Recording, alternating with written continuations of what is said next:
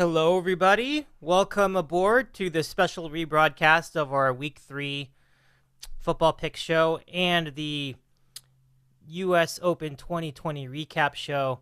I am Dave Medina, the host of this program, and I'm speaking to you from several weeks later, which would be the week leading up to the Masters tournament, which is now being played in November of this year, 2020. So what we have here for you on this replay is a pretty unique situation. It is the byproduct of an error that we had when we were trying to broadcast our Week 3 show back in September. And unfortunately, what happened was we wound up losing the feed, so we never got a YouTube version of this show. So while unfortunate at the time, we have a chance to make up for this, and you get a chance to revisit the U.S. Open recap, in which Bryson DeChambeau had a masterful performance, no pun intended. That's going to be coming up in the second hour of this program. But in the meanwhile, we'll get into all the crazy things that happened back in Week 3 or what happened in Week 2 of the NFL leading into Week 3 picks. And our special guest for this particular episode was Mike in North Jersey. So pull up a chair, relax, and enjoy as we present to you you fellas, our special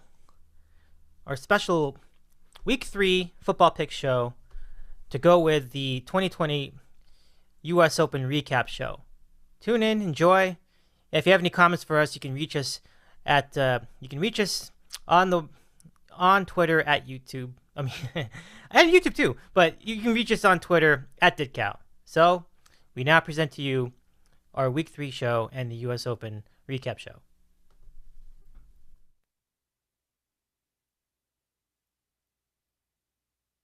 Doc Rivers continues to time and time again not get it when it comes to getting... Oh! Let him play! You bet one bone to win 19. What site do you use where you can actually bet $1? They let you do 50-cent bets. Oh my goodness gracious.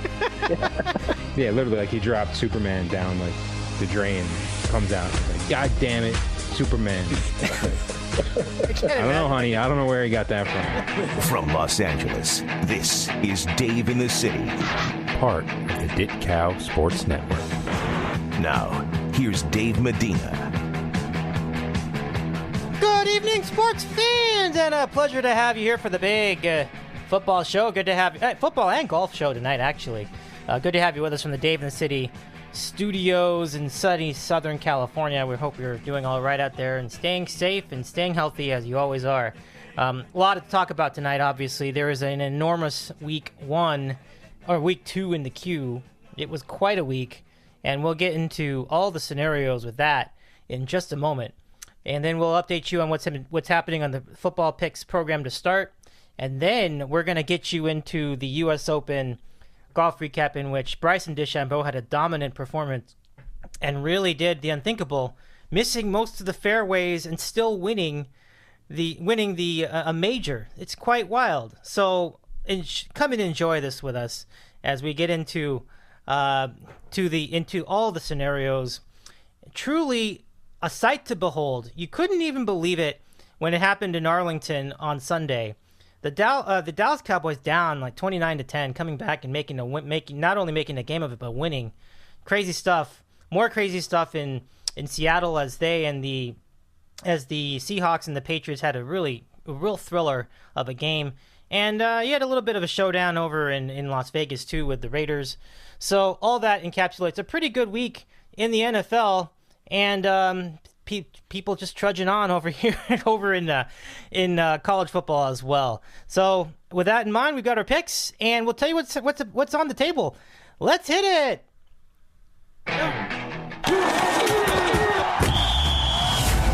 Well, you know that's not complete without messing up the jingle. Football picks week number 3. And in week 2, another dominant performance by Ron in New Jersey. Take a look at him here on the screen if you got it over on YouTube. 3-0 on the week again, so he has 6 points for the week. Andy was in second place for the week at 2-1. John was in third place at 1-2. I was in last place at 1 and 2 as well. So 6 points for 2 and 2. The guest picks from Tom in New Jersey, also 1 and 2 for 2 points. And here's how it shapes up after 2 weeks. The standings are Ron dominating at 12 with 12 points at 6-0. John is in second place with 6 points. I'm tied with him, also at 6 points. And Andy, 4 points on the season so far. A nice rebound week for him. Guest picks are 3 and 3. That's worth 6 points, although we're not really tabulating that with the rest of us for the season contest. But pretty neat details for all intents and purposes here with the picks. So let's go ahead and introduce all of our panelists tonight. We have a lot of people to introduce this tonight. And so I'll give everybody an opportunity to unmute themselves. But first, let's say hello to Ron in New Jersey. Welcome to the program. It's good to have you back for this contest. How's it going tonight? Hey, Dave. How are you doing? Pretty good. Pretty good. It's good to see you and hope you're hanging in there. So much to talk about. It's going to be great. So let's also introduce our friend Andy in Seattle to the program. Andy, did I click the button? I think I did. Welcome back. Nope, let me do that again. Okay, that was my fault. Andy, welcome back to the show. How's it going tonight? Not bad. I just texted with John Boy over here. We got to deport Tanaka to Japan because he cannot get it done in a big spot. And jury's still out. No, just kidding. We're hanging in. I almost forget what last week's college scene's about, so I was just looking at last week's scores. Try to refresh the memory. Yeah, I hear you on that. I'll flash some of them on the screen later so we can help ourselves remember what happened, but good stuff. All right, let's also welcome John to the program. John, your Packers with another big win. How's it going tonight? Doing well, Dave. Yeah, good to see everybody. And, it's kind of hard week to week to remember what college games are actually playing. I think 4 more games got postponed today for this weekend. It's just so bizarre this year. So you can't blame anyone for forgetting what happened last week in college football, that's for sure. Yeah, for sure. I mean, as you mentioned, a big postponement this weekend coming up. We'll talk about that later, just a little bit, because I know we're not going to really cover college football too much this week. And Mike, we welcome you to the program as a guest picker. How's it going tonight? I'm doing pretty well, Dave. Thanks for inviting me on. Hopefully my college and my NFL picks are not a complete disaster, but it's good to be talking with you guys. Yeah, we missed you, man. It's good to have you back. And now as we get into the mix, let's go and give you a recap of what happened over in let's give you a taste of what happened in last week's action. And this was just crazy, guys. It really was. Let me show you how crazy it was. I mean, you're talking about a lot of witching hour.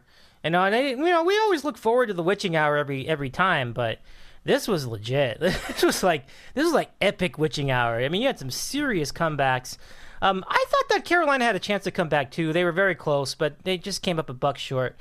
And then Leonard Fournette with the backdoor cover to hose like 3 of us on the panel because we all had the Panthers in that game. But all in all, a great week. And I'm going to give it to Ron to give us the first dibs on the week number 2 recap. Oh, thanks, Dave. Yeah, I mean, obviously the first thing that jumps out to me is the Falcons game. I mean, what a disaster. If you can't make up stuff like that, and you think you would never see it again with the Falcons, and here they are doing it, last second, up by 15 with 4 minutes to go, and they find a way to lose the game. I mean, just unreal. And that, I mean, in all reality, after that onside kick, I mean, Dan Quinn should have been fired the next morning. I mean, you can't let your team, play in a big spot like that. It's just unreal how undisciplined they can be, and just it seems like it happens year after year. So that was the craziest game. That was number one. We had a good Patriots-Seahawks game on Sunday night, which was really, a really watchable game. And you got to give Cam Newton credit. I mean, he's playing the first 2 weeks at least like a man possessed. And you kind of knew it going into the season that he was going to play with a chip on his shoulder, but they haven't missed a beat on the Patriots, and they had a real chance to win that game at the end. So they could have been a 2-0 team going into Seattle and beating the Seahawks, which is, no small feat. But that was a really good game. And the Monday night game, the Saints and the Saints and the Raiders was decent as well. So you got some good primetime games. And the other thing that jumps out, at me, and I'm sure to everybody else too, is all the injuries that we got in week 2. I think they said 17 players tore their ACL in 1 week of play. Yeah. Dude. If you in the Jets game, you had 2 players. You had Bosa and Solomon Thomas tear it within plays of each other. So it's just crazy to see that many people go down. Saquon Barkley, McCaffrey, like I said, Bosa, the other Bosa brother on the Chargers got hurt. I mean, so many players got hurt, and you're really starting to see the effects of no preseason and an off season where there was basically no contact and a lot of sitting around, and the fields too got no usage to, I guess, soften them up, especially the turf fields. So you're seeing that come into play as well, and it sucks when you see something like that happen, but that's what I took away from last week. It was a bunch of fun games, but you also have to weigh with that all the injuries that happen. So it's a tough spot. Yeah, it really is. I mean, it was kind of nuts how many injuries there really were. I mean, it's like almost half the defense on the 49ers was gone, and even Garoppolo didn't make it, and that's obviously going to have huge implications next week. We'll get into that shortly. But, man, MetLife took out my guy too, Zach Banner. He's gone for the season. I don't know, man. That field, I feel like it should be investigated. Like that was and the 49ers play there again this week. Yeah. So I mean, go figure. That's got to be definitely on their mind. And I don't blame them for not wanting to play there, to be honest. Yeah, neither do I. Is Saquon? When did that happen? Did that happen in week 2 or week 1? It was week 2. Yeah. Oh, I couldn't watch the Jet game, so I was actually watching that one. And innocent enough play. Took a run for 5 or 6 yards and must have just took the wrong step, and he dropped down and immediately took off his helmet. He knew something bad had happened, so he's gone for the year too. Sucks. All right, well, let's then go to John and let's get his week number 2 NFL recap. Yeah, it was another fun week. If you look overall, the overs are much higher than unders to date, and I saw that it was kind of similar to the 2011 lockout, where there wasn't really much of a preseason or a training camp or anything, and they just kind of just started the season, let's just play regular season games, and it was the same kind of thing, just really, really record scoring. And it's not quite to that point of, I guess, record scoring, but if you look to the overs versus unders, it's much more so to the over at this point. So you can kind of see that offenses are ahead of defenses at this point. It just the line between winning and losing some of these, not only games in the NFL, but your bets is just crazy. I had 2 horrific beats on Sunday, as you talked about, with the Panthers. You figure they go down there, it's 24-14. They get down to the 2-yard line, and they kick the field goal like you're supposed to extend the game, and you're thinking, all right, you're safely within the margin of error here at 8.5 points. All that needs to happen is for Tampa to get the onside kick, get a first down, take a few knees, and then the game is over. And, of course, the first play they show on the Red Zone channel is Fournette breaking the run for 5 yards to just completely break the cover, and that one hurt. And then another pick I had, it wasn't on the show here, but I had Jets and Niners under 41.5, and it was 31-6 up until like a minute left. And then the dog shit Jets finally put a drive together And Darnold, give him the credit, he's rolling to his left and makes an unbelievable throw across his body down the field to Braxton Berrios, of all people. And they score with a minute left, and then the under is broken. And that was that was pretty bad to lose two things like that. But that's how it goes with betting in the NFL. It's just such a fine line, and the lines are so sharp. So I'll try to remember the next time something goes in my favor. So we'll forget those bad beats. But those are rough. As for the rest of the games, yeah, definitely a very exciting week. The Raiders, that was a really impressive win on Monday night. I think what you kind of took from that game is, Drew Brees looked old and lost, and we always knew he was kind of losing his arm strength the last couple of years, with the accuracy just was not there at all.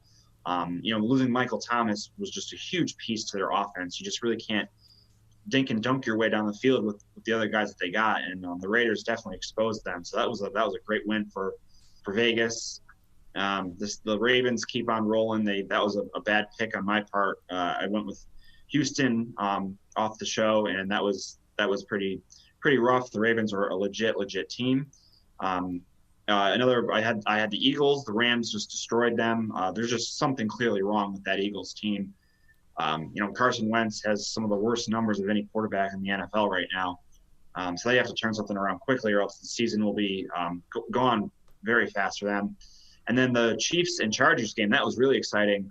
It come to find out why Tyrod Taylor did not start the game. We find out today that their team doctor punctured his lung while giving him a shot, which is just absolutely crazy to think about.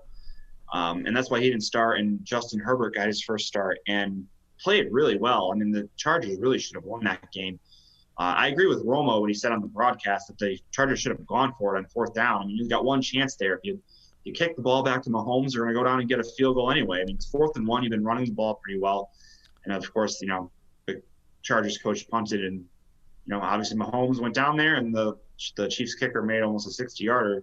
Kudos to them. But, that was a really exciting game. And like I said, you always like to see scoring in the NFL, and that's what we got this first couple weeks, really, and we should see that going forward. So it was another fun week. Yeah, definitely. I mean, it didn't take long to notice how many points were being scored in the first couple of weeks, and I guess that does happen, but it really happened in the last week or in week 2. I mean, oodles of points, and games, they had like one game go to overtime. It was pretty wild. So, Andy, as we continue to follow everything else, let's get your recap of week 2. Hold on. Andy, I got to unmute you. Go ahead, Andy. Yeah, just piggybacking on what the other guys have kind of chimed in. Where have you heard this before? But the NFC East, before Witching Hour happened, at one point they were combined. They were losing combined 64-10 because Rams 21, Eagles 3, Falcons 26, Cowboys 7, Bears 17, Giants nothing. It's going to be, whoever wins 9 games in that division. That seems like you could kind of write that in pencil at this point. What else there? The takeaway I got, not to sound like P-Dot or Manish Mehta or Kim Jones, but my take after that Patriots-Seahawks game is, the Patriots are pretty good. I lost money on the game with Pats +4 and Pats +3 in the second half, but brush that aside, there's no harm in losing up in Seattle. And I know the fans being there might have been a difference. When they were down 35-23, I don't know if they come back, if the 12th man and McElmore's there in a normal non-COVID setting. But Cam's got a chip on his shoulder. I hope he keeps playing well because Boomer Esiason hates him for some reason. So the better he plays, the more agitated Boomer's going to be on those halftime shows with Burleson and Sims and Cowher. And yeah, they'll get better, I think, as the season gets along. Let's see what else was there. You guys mentioned the whole 49ers injury. At one point, I was like, well, maybe because it's the Jets. They're kind of just erring on the side of caution, and they're not playing these guys in the second half. But Garoppolo is like legit injured, and the running back's legit injured. So maybe they weren't just erring on the side of caution and they were legit injuries. You know, Bosa notwithstanding, that was a legit injury, obviously. And the ass clown versus Raiders game on Monday.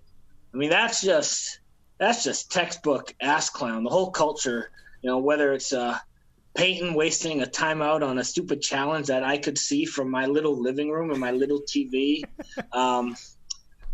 It was like Rex Ryan style defense on the biggest, you know, you got to stop him on third down if you want to get the ball back. And just a killer, I think it was a pass interference penalty, just basically allowing the Raiders to ice the game there. And it's just the Saints, you know, their own worst enemy time and time again.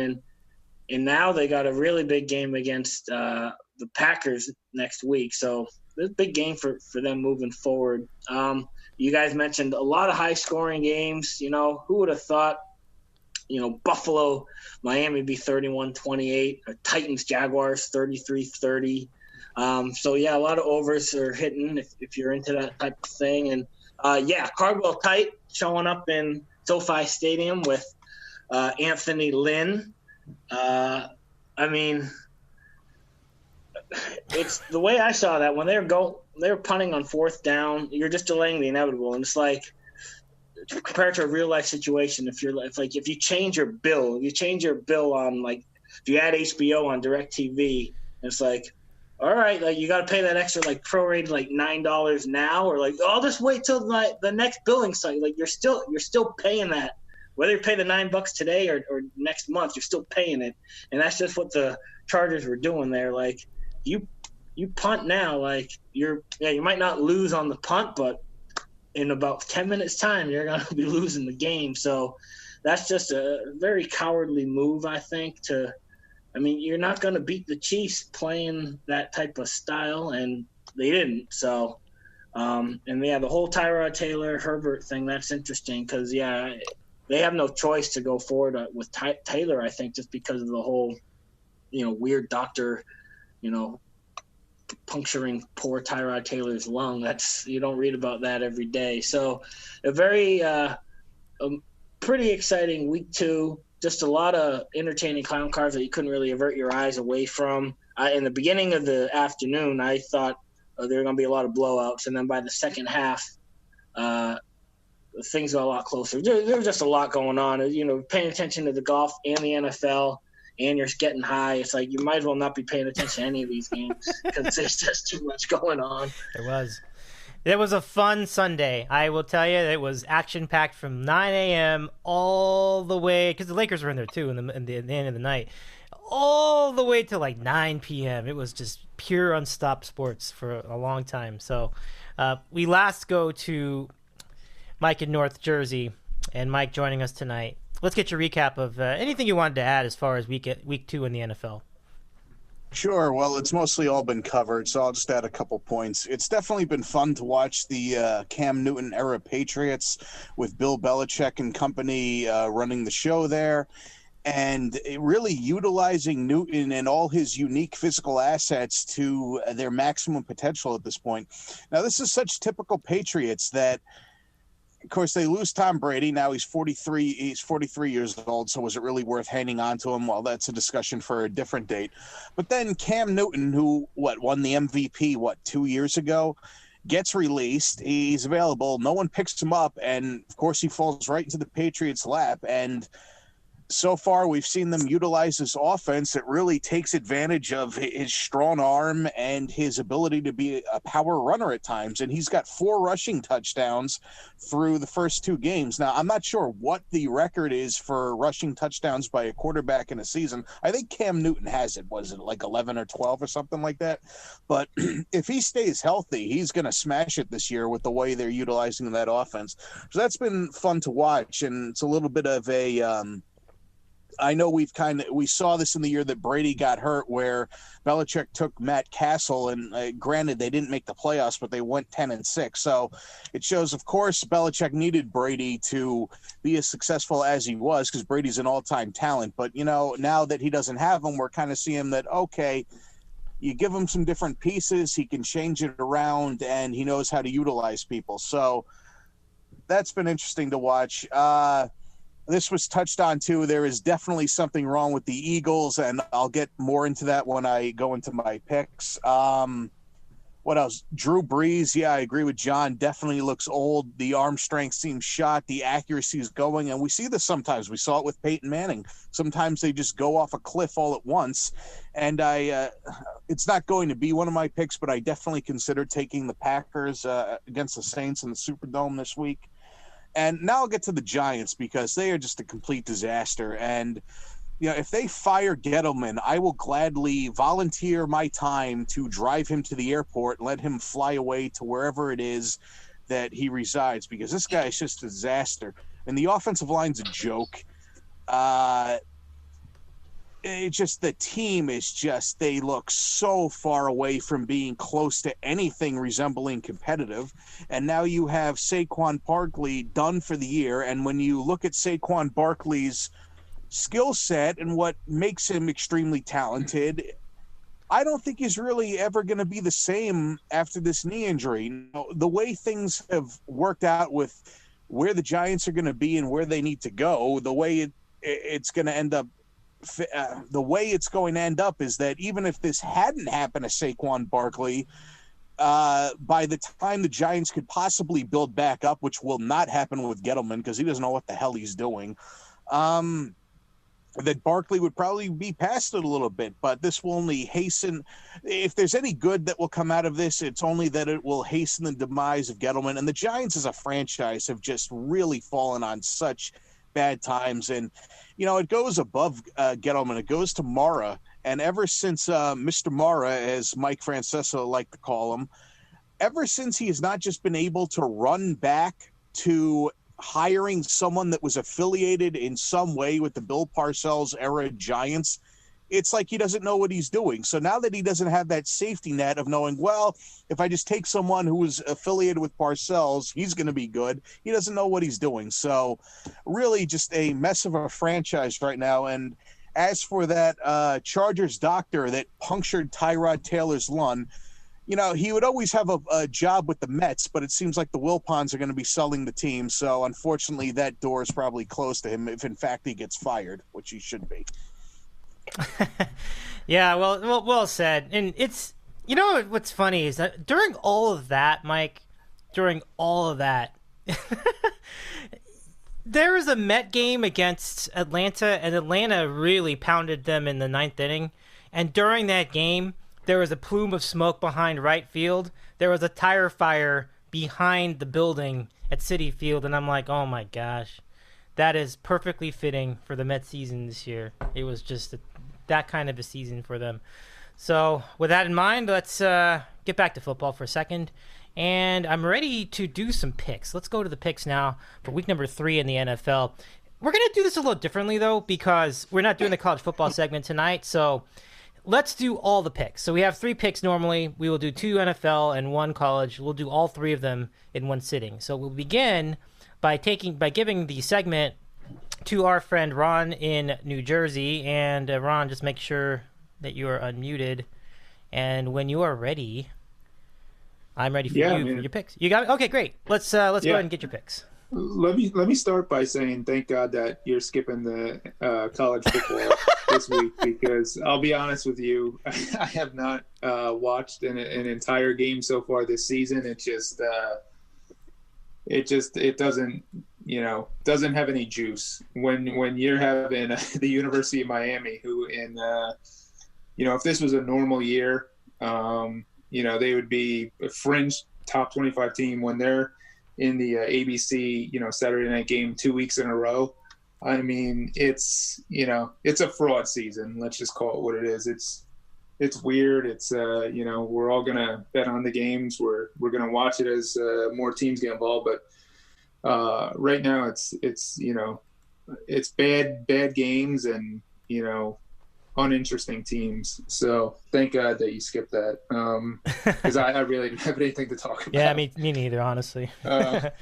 So my picks for the week, the 2 in the NFL, I'm going with the Seahawks -5 against Dallas.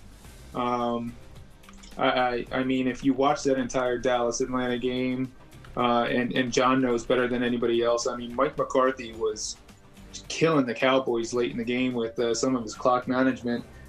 He's lucky that he was coaching against somebody who is more clueless than he is, and was able to help the Cowboys get back into the game. And I think Seattle's going to be a little, Russell Wilson's looked great so far, and Dallas got picked apart by Matt Ryan. And really, Dak Prescott didn't do anything of note until the second half last week. I like Seattle at home -5. I think they're going to cover the spread. That's pick number 1. Pick number 2, I'm taking the Cardinals -5.5 at home against the Lions. The Lions, to me, I've watched both games that they've played for fantasy reasons, and they just seem like a team that's just playing out their string and waiting for Matt Patricia to get fired. So you have a team like that, and I know they're missing Galladay, and he's probably coming back this week, but they just don't have any motivation, it doesn't look like. And on the flip side, you got to give the Cardinals credit. They found something in Kyler Murray. He's been lighting it up. The Lions have a piss poor defense. So I think Arizona can cover the spread. So that's my second pick, Arizona -5.5. And in college, thank God the SEC is playing this week, so we have a little bit more interesting matchups, and we don't have to have watch Pittsburgh in the middle of the Pittsburgh game in the middle of the day. We can actually watch some SEC football. I'm going to go to the SEC, and I'm going to take Florida -13.5 on the road against Ole Miss. If this was a regular year and we had our regular college preview show, I would have had Florida going to the college football playoff. I think they really do have a chance to be this year's LSU. They have a lot of people returning. Kyle Trask is the real deal quarterback, and I'm big this year in football teams that are that have the same coaching staff that they did the year prior. And Florida has all their coordinators and Dan Mullen, obviously. And Ole Miss is bringing in Lane Kiffin, an entire new system. It's a tough spot for them to play week 1 against Florida. And I think 13.5 is a real small number for a Florida team that was, consistently, top 10. You could make the argument, almost near the top 5 last year, and they're returning a lot of their starters. So I'm going to take Florida -13.5 against Mississippi. Cool. Thanks very much. And very good for week 3. So let's now go to our next panelist, who I will say is Andy in Seattle. It's a good time to do this. All right, Andy, we're ready for your week number 3 college and pro picks. So the pro picks and the college together. Ready when you are. All right. Yeah.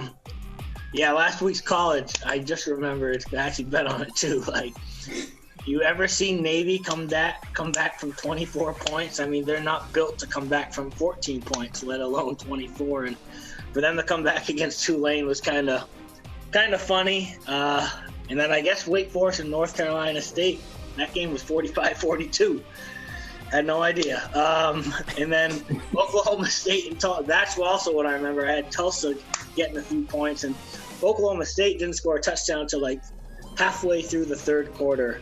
And they had some fans in the building. So Mike Gundy, we'll see how that goes. I guess they're like almost top 10. Such a weird season. There's teams in the top 10 that have no business in being in the top 10. Anyway, NFL, week 3, game number 1, we're going to go Atlanta. I know. You just can't quit them. You bet them, they lose. You bet against them, they win. We're going to take them giving 3 against the Chicago Bears. The Bears somehow are 2-0. They played maybe 2 good quarters because they came back from the hair of their chinny chin chin against the Lions week 1, and then, they beat the Giants week 2, but you know how that went. This Atlanta team, for all their faults, and there's many of them, they do have great offensive firepower. So I think their offensive firepower will be the difference in the game against the Bears. The other reason why I'm going to take Atlanta this week, they're 0-2, and after this game they play Green Bay. So if they don't beat what I would call a hapless Bear team from an offensive standpoint, they could very well be 0-4, and then that's night-night for Dan Quinn, you would think. Just again, delaying the inevitable. So give me the Atlanta Falcons -3 for game number 1. In game number 2, we're going to take Green Bay. They're getting 3 next Monday night. It's either Monday night or Sunday night. I think it's Sunday night. Against the Saints. This is an anti-Drew Brees pick. Even though I have Kamara and Cook and Brees on fantasy teams, I just don't like rooting for them. I don't like their coach. I like Aaron Rodgers. The loss of Thomas for New Orleans Saints, I think eventually is going to come back to, catch up to him. You could throw as many passes to Kamara as you want. Eventually other teams are going to probably anticipate that. And again, as everyone here noticed, Brees' arm is, it's been lacking for a couple of years in a row now. So maybe more Hill, less Brees is the future. I just think that it's going to be more of an offensive game. And, Aaron Rodgers, he's kind of got that scorched earth mindset again this year. He plays most seasons with scorched earth mentality anyway, So I think Green Bay's going to have a pretty good year. Their receivers, they look like the receivers and Rodgers have really good rhythm, mojo, whatever you want to call it. So I expect that to continue against the Saints. So game number 2, I'll take Green Bay getting 3. For the college game, I'm just going to take Alabama giving 27.5 at Missouri. I know nothing about Missouri this year. I just assume Alabama will be ready to go. Mac Jones has full control of the team. I'm guessing Missouri is pretty poor from an offensive standpoint and probably from a defensive standpoint too. The line's really high. One of those crockpot games, just let it simmer, do something. Next thing you know, maybe see Alabama up 49-10. So that's my college pick. Yeah, like Ron said, there's a lot more inventory, but it's still very wishy-washy. Who's going to take these Big 12 teams? And the Big 12 is a disaster. So We'll see how it goes. Week number 3. Okay, thanks very much, Andy. Yeah, Big 12 is just a shit show. I mean, I can imagine probably a similar shit show when the Pac-12 gets going too. But while we look forward to that, let's look less forward, meaning more recently, to week number 3. And for next up, we have John in Connecticut for his picks. All right, thanks, Dave. All right, so I'll get right into it. So for the NFL, we will start with Houston +4 on the road in Pittsburgh. When you look at who the Texans have played so far, they played terribly, but they played 2 of arguably the best teams in the NFL. They played at the defending champion Chiefs on opening night, and then last weekend they played at home to Baltimore. And, obviously they look terrible, but I think they're a better team than they showed. I think there's a little more of I guess you could call it a desperation angle when you're 0-2. You see it all the time when, and not to say that's an exact reason that they're going to win, but early in the season, you see teams, 0-2 teams, there's a good trend for them winning and or covering in week 3. Compared to, say, the end of the year when a team has to win to clinch the division, it's much, or clinch a playoff spot, it's much less than that. And then you look at the Steelers, the 2 games that they played, kind of a ho-hum win over the Giants, and then barely covering, hanging on. They didn't cover. They barely won against the Broncos, who lost Drew Lock to start the game, and Jeff Driscoll had a pretty decent game by the end of it, and put a scare in the Steelers. Now, obviously, you worry a little bit about the Houston offensive line. It's the one area where the Steelers are quite good at it, getting pressure and blitzing and whatnot. But I just think this is going to, you're getting the Texans very, I guess I would say, undervalued. A lot of people thought they were going to win the division this year, and coming off playing 2 of the best opponents in the NFL, I think this is just going to be a really close game. So anything over a field goal I will take, and possibly Houston will win this straight up. So give me Houston +4 for game number 1. And then for game number 2, I will go to the Monday night game, and I will take Baltimore -3 at home against Kansas City. You saw the one weakness that the Chiefs have the other day in Los Angeles is they really have a hard time stopping the run. And the Chargers really controlled the clock. They kept Mahomes off the field for as long as they could. I mean, he still ended up having a great game because that's what he does. I mean, he's phenomenal. But that's the formula to beat the Chiefs. And the Ravens definitely can do that. I mean, their running game is tremendous. They do the read options with Lamar, and they get Mark Ingram going, and it's just a bad matchup for the Chiefs' run defense. And they do have a great secondary as well, the Ravens. So kind of negates maybe a little bit of what the Chiefs can do with Tyreek Hill and some of their other offensive weapons, Watkins. They improved their middle linebackers this year as well. So I just think the Ravens are a very, very good overall team, and I think this is a good matchup for them. You're only laying a field goal. I think at worst you'll push on this. So give me Baltimore -3, and then Houston +4 for the NFL games. Now for the college game, this is a game that you guys would love to watch on Friday night. It actually was scheduled last week because I guess Memphis was supposed to play UTSA, and Memphis is just having horrible COVID issues, so they're not playing. So all of a sudden they're like, all right, how about we play Middle Tennessee? And why wouldn't you want to play Middle Tennessee right now? They lost, I think, 42-0 the first game against Army that first Saturday when there's like 3 games, and I bet on Middle Tennessee like a complete fool. And after seeing their coach like have 3 timeouts at the end of the first half and just let it by the goal line, and the coach didn't call a timeout and just lets the clock expire, and they lose that game, I believe 42-0. Last week they come home and they lose 47-14 to Troy. This team is approaching UConn 2018, UMass 2019 levels. We're just going to keep betting against them until they show you something. So in short, we'll take UTSA -6.5. I did watch their game against Texas State 2 weeks ago. It's very sad that was like a national TV game on ESPN2, UTSA and Texas State. But it was actually really competitive. It was a high scoring. UTSA had a great run offense. They ran for almost 300 yards. So their quarterback, Frank Wilson, was really electric. So I just think they're going to put up a ton of points. Middle Tennessee looks like absolute garbage. And again, we're going to keep fading them until the lines catch up. So UTSA -6.5 will be my obscure college pick for the week, in addition to the 2 NFL games. All right. Thank you, John. Very good for week number 3. And now that leads us to my picks. And we give them to you right here. Here we go. Game number 1 from the NFL slate. We're going to go with the Panthers, who were so close to covering a week ago against the Tampa Bay Buccaneers on the road. We're going to challenge them again to get the cover, this time in Los Angeles, as they go to SoFi Stadium to play the Chargers after the Chargers had that very emotional loss, unfortunately, to the Kansas City Chiefs. Now, it's interesting.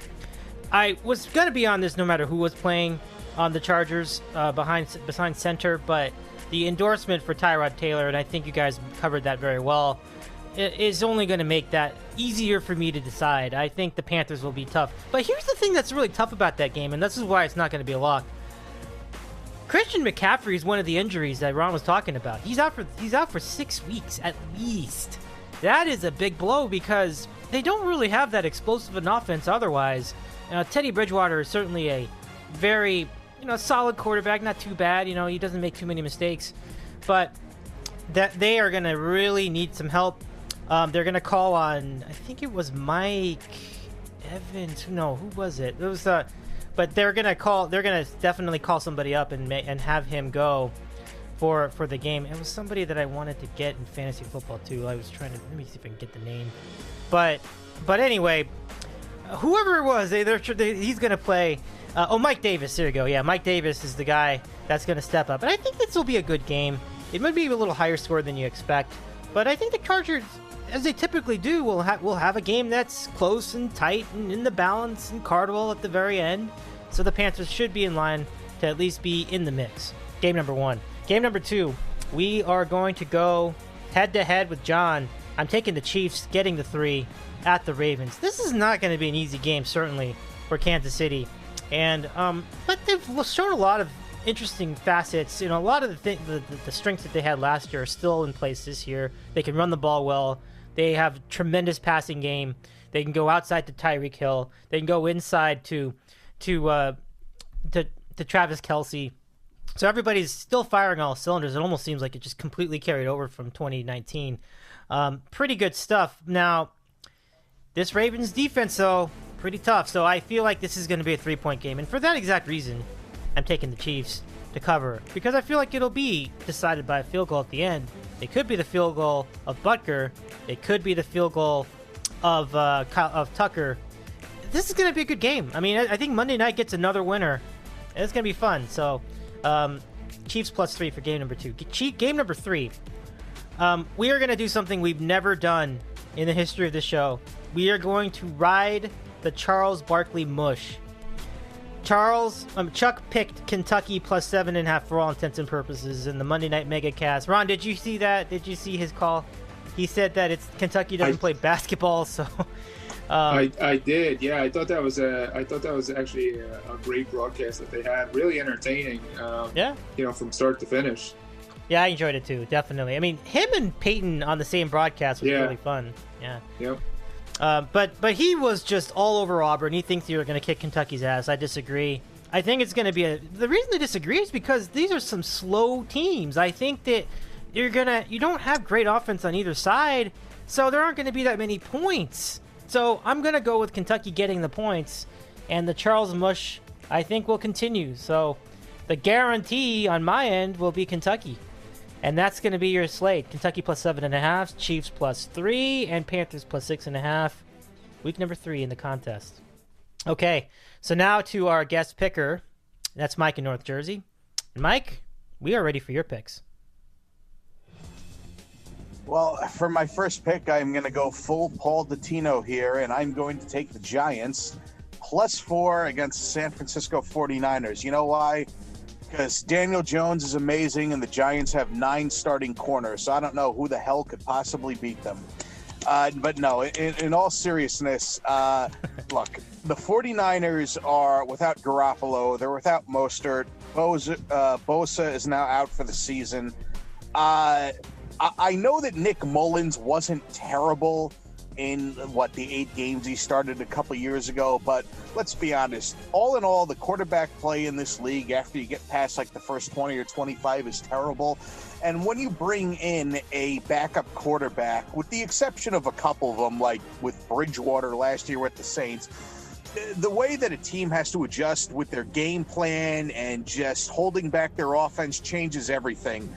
And also, I think the big factor in this game is that the 49ers are spooked about this field. So I'm almost thinking that they're going to take the attitude of, we don't have Garoppolo. Let's just get the hell out of here without getting anyone else hurt, and we'll pick up the chips in week 4.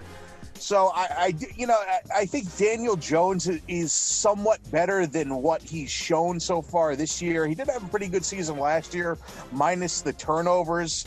Now, granted, if the Giants had a chance to draft Trevor Lawrence, I'd do it in a second, but he can show a little bit more. Even though Barkley's out, Dion Lewis and Wayne Gallman, that's not a terrible slate of backs. And I just think, even though there's not going to be any fans in the stands, the 49ers, for a second week in a row out on the East Coast, being spooked by this field, playing with a backup quarterback, a backup running back, and one of their defensive stars out, it's a tough task for them. I mean, they might still win, but you're giving me 4 points with a backup quarterback, so give me the Giants +4. Now, a somewhat similar rationale behind my thought process for my second pick involves a team in disarray and a quarterback situation, and that is the Philadelphia Eagles, who are going to be getting 5 points against the Cincinnati Bengals. So I will be taking the Cincinnati Bengals +5 in this game. And there's clearly something wrong with the Eagles here. You're seeing stories breaking today about problems with players having problems with Carson Wentz, so dysfunction in the locker room. You know that Doug Peterson has said things that his performance is unacceptable. Now, listen, if you get told that your performance at work is unacceptable, and I can't say this without giving credit. I saw someone write this on Twitter who had a blue check mark, so I'm not coming up with this line on my own. But if you get told at work that your performance is unacceptable, the next step is you're fired. So if Wentz is being told that his performance is unacceptable, or Peterson is saying it publicly, then isn't the next step them just throwing in Jalen Hurts? it kind of seems like that's where we're going. And Wentz has just not been the same since that ACL injury, where beforehand he was probably the MVP of the league. And then, of course, the Eagles go on and win the Super Bowl with Foles, as we all know. But getting back to the game at hand, there's clearly just dysfunction going on here. Wentz is going to be looking over his shoulder. I think you have an Eagles team that is almost looking towards this happening, or expects it to happen, maybe even wants it to happen, if you believe the some of the reports that are coming out. So, and then you couple that with Joe Burrow, who I think has a ton of talent. He's been decent, not great the first two games, but I just expect him to get better and better as the games go on. So an Eagles team that looks to be in disarray, and an extremely talented rookie quarterback that's only going to get better with time. So give me the Bengals getting 5 points against the Eagles. Now for my college pick, I guess we're going checker on a checker with Andy here. Now, Andy said 27.5. So, Dave, I guess for the purposes of this contest, for computing the records, if you want to give me 27.5, please do. I got it for 28. But now you all see where I'm going. So I'm getting Alabama minus, 27.5 now against Missouri. So a couple thoughts behind this. One, Alabama has this history of just going out week one and absolutely demolishing people. We saw it with your beloved USC Trojans a few years ago, Dave. We know that Nick Saban will have them ready, and they have Mac Jones at quarterback. My one concern here with Alabama would be that Mac Jones maybe has eyes in the back of his head with Bryce Young, a very talented and highly regarded quarterback prospect behind him. Maybe he's a little bit worried about him taking the job, so maybe he gets tight. But other than that, you have a young Alabama front seven that should have matured a little bit, so they should be better. Obviously, Alabama still has a lot of depth at running back and wide receiver. And you're going up against a Missouri team that is going to be breaking in a new coach. What's the guy's name here? I got it in front of me. Drinkwitz, who is basically a Gus Malzahn disciple. It worked with Malzahn in several jobs. And listen, for all that we know, that he has a pretty good resume. Went 12-1 with Appalachian State. But the point is, they're going to be installing a new offense, which is not the Malzahn offense. Apparently, it's more of this West Coast early 2000s NFL type offense. But regardless, it's still a new offense. It's a new system. They're going to have a new quarterback. I don't think they've actually announced the quarterback yet for sure. It's either going to be Connor Bazelak, who I don't know if I'm pronouncing that right, who played in one. He started one game last year. I think it was against Georgia, but he tore his ACL, and that was only 9 months ago. There is another guy, Sean Robinson, who apparently was a very highly regarded recruit, and he's a transfer from TCU, but he started like 8 games for TCU. His numbers weren't great. So maybe there is some talent there, but I just think a new coach coming in with a new offense in obviously a year where your chances to practice and prepare are going to be more limited. Going up against Alabama in your first game, that's a tall order. So I think Alabama could win this game like 52-10 or something like that. So I'll take Alabama minus 27.5. All right, thank you very much, Mike, and to all of you, good luck to your picks for week number 3 of our contest. Very exciting stuff as we get into another week. I don't think it's going to be as good as a week ago. Man, that was a great week of football, but and speaking specifically of the NFL, I did want to bring up one other thing before we get into this week's action. Joe Burrow, man, he is the real thing. That is a guy that can throw. I was really impressed, and really impressed 2 weeks in a row, but certainly in, I guess, prime time on Thursday Night Football. It's pretty good. It's pretty neat. I'll give you a quick look at these featured games, and then we'll give it to everybody for final thoughts on football. We'll say good night to Ron, and maybe Andy, that's up to him. And then everybody else will hang on. We'll do some golf. But here are the featured games for week number 3. Start with Rams-Bills. Sneaky good game because, both teams have been off to a good start. Bills have a very nice defense. Rams have been really motoring with kind of a fresh look with Cam Akers, but they've got a lot of the same guys too. Tyler Higbee and Cooper Kupp. I think that'll be a good game. I really am looking forward to that one. Raiders Patriots could be a very interesting battle of two teams that have an interesting run game. Obviously, most of the running on the Patriots side is with Cam. On the Raiders is Josh Jacobs. Texans Steelers, we talked about that in picks. Cowboys Seahawks, we talked a little bit about that earlier in the show. John brought up Packers Saints. That could be an interesting one as well. And I feel like the big game of the week will be Chiefs Ravens. Those are just two very, very good football teams. And ESPN has a real treat on their hands, we think. So now let's give it to everybody for final football thoughts. And to begin that scenario, let's give it back to our friend Ron in New Jersey. And your thoughts on what's on the week ahead, what's to come, and just in general, final thoughts about the football scenario this week. Yeah, I mean, there's a bunch of good games, and especially the primetime games like you highlighted, and that's a bonus pick for me now that you mentioned that game.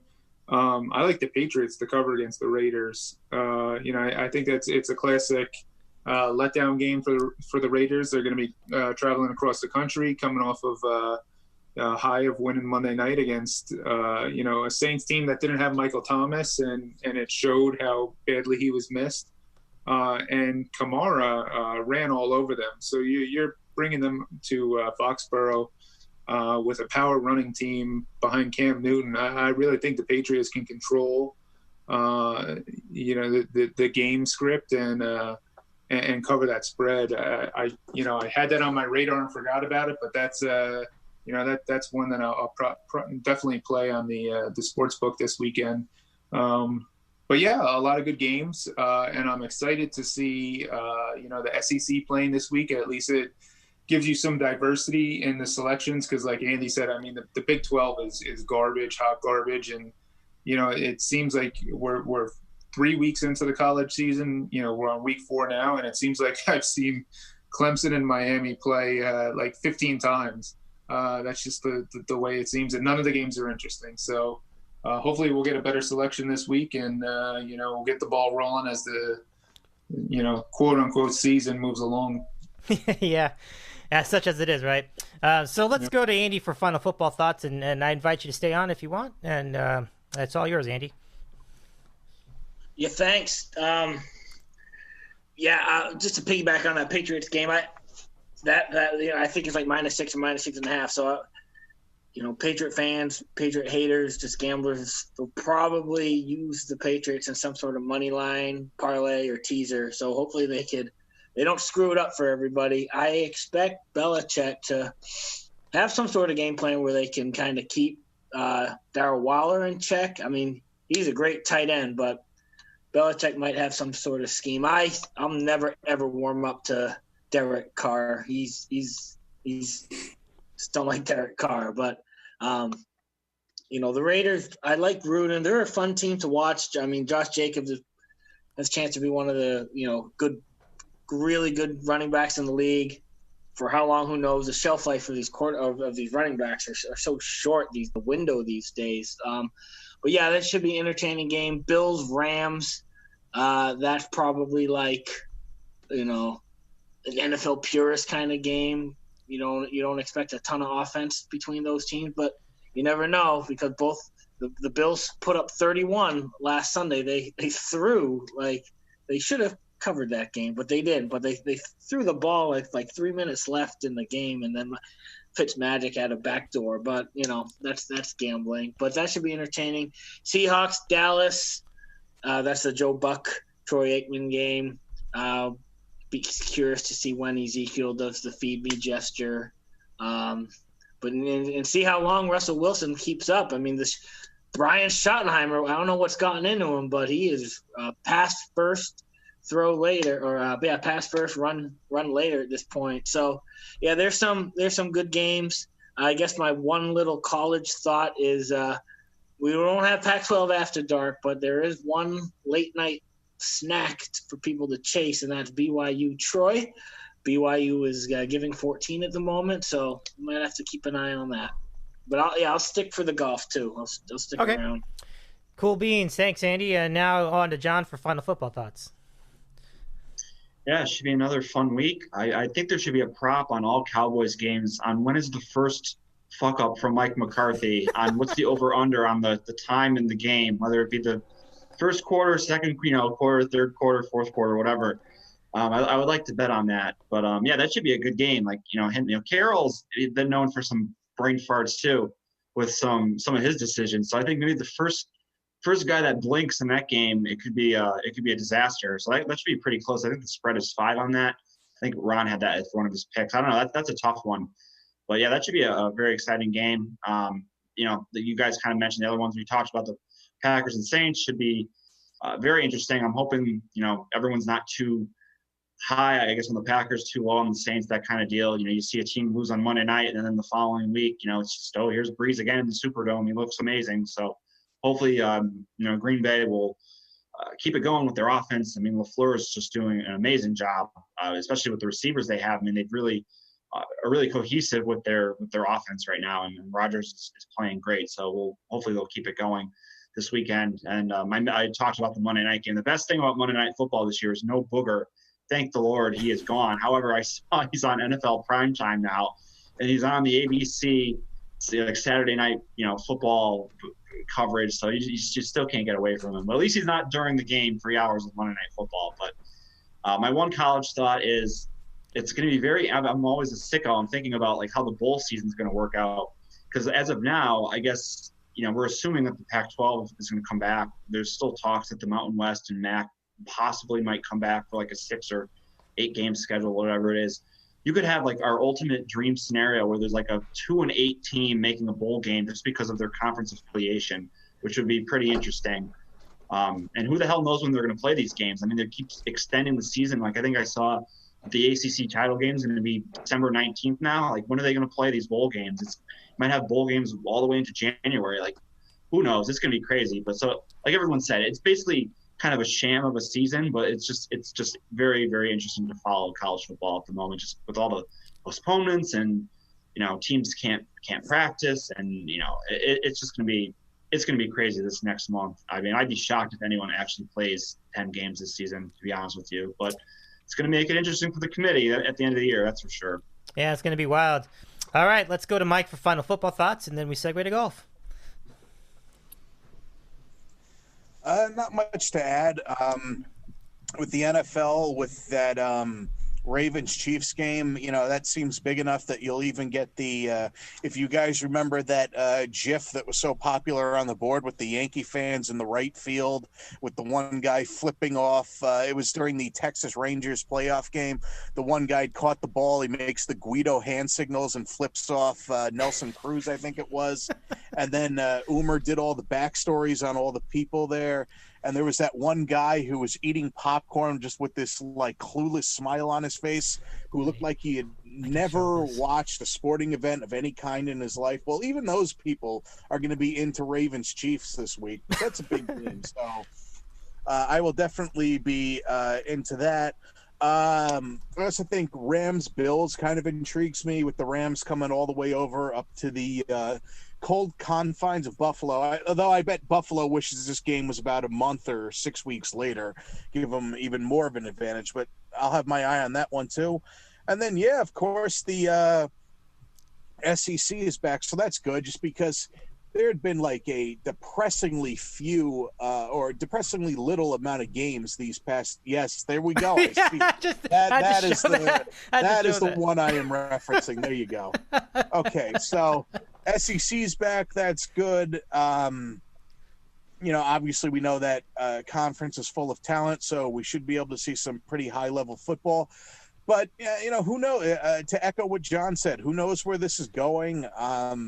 We've seen numerous cancellations or postponements every week. Hopefully they can get listen, I agree with what everyone said. The season's sham anyway, but if we can get like 10 games from the conferences that had started early or the ones that are starting now, that would be good. I think that's a win at this point. So hopefully we get that. And Of course, I'll have a close eye on Notre Dame and what their situation is, because, of course, their game was postponed this week with, I think, 7 positive COVID tests. So hopefully things get back under control, and the Fighting Irish are only sidelined for 1 week. Yeah, no doubt. It's like we were saying, it's going to be, you just never know what to expect from week to week. So with that, we say good day to football. We'll be back next week for football picks. Ron, good to hear from you again. Have a good evening. Take care of yourself, man. Take it easy, boys. Take it easy. Good luck. All Thanks, right. you too. All right, fella. All right, well, now let's get into it. So it is now time for the 2020 U.S. Open golf recap featuring Mike and John, and I should add in here Andy as well, of course. So this was a big tournament for what was really the story of the post-coronavirus PGA Tour. Bryson DeChambeau was just hauling enormous drives, like 375 yards every drive for like several tournaments in a row. He had one win at was it 3M? I forget where. So it was a very interesting lead up to this, to first the PGA Championship, which he did not win. He didn't really come that close, but he did finish in the top 10, I think. And now you have it here in the U.S. Open, where he won it at Winged Foot, despite not hitting very many fairways at all. It really was a little unusual kind of an event for a lot of reasons. Obviously, the lack of fans was a big contributing factor. But we start by talking about Bryson's big win. And I know Mike has had his thoughts on Bryson since the restart, and obviously some questionable methods for which he had acquired his newly found strength. But Mike, we'll give it to you first. Let's get your thoughts on Bryson's big win in a big event and in a big course. I mean, it certainly was quite a historic time.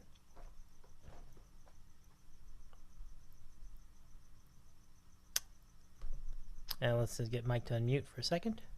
Do we have you, Mike? Mike? Let me try that again. I'm muted. Sorry. Oh, no problem.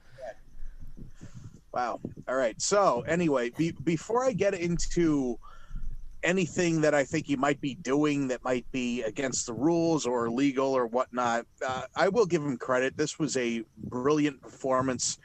I mean, he won by 6 shots, which is just, I'm not sure where it is on the all-time leaderboard, at least among modern U.S. Opens. I know Tiger won by 15, Rory by 8, but 6 is just really significant. I mean, if you just go through each major that's ever been played, you will not see many where a guy's won by 6 strokes. And then to be 3 better than anyone on Sunday, where he's in contention and in the mix and has the pressure on him, that's showing some great nerves under pressure. But here's where I will differ with from a lot of commentary or remarks on how he played this week. Yes, he was aggressive off the tee, but he was 7th among players who made the cut in total driving distance, and he was only 3rd. Only 3rd. 3rd is still really good in strokes gained off the tee. So this narrative that Bryson took the driver out, hit it as hard as he could every time, and beat the course that way is not entirely accurate.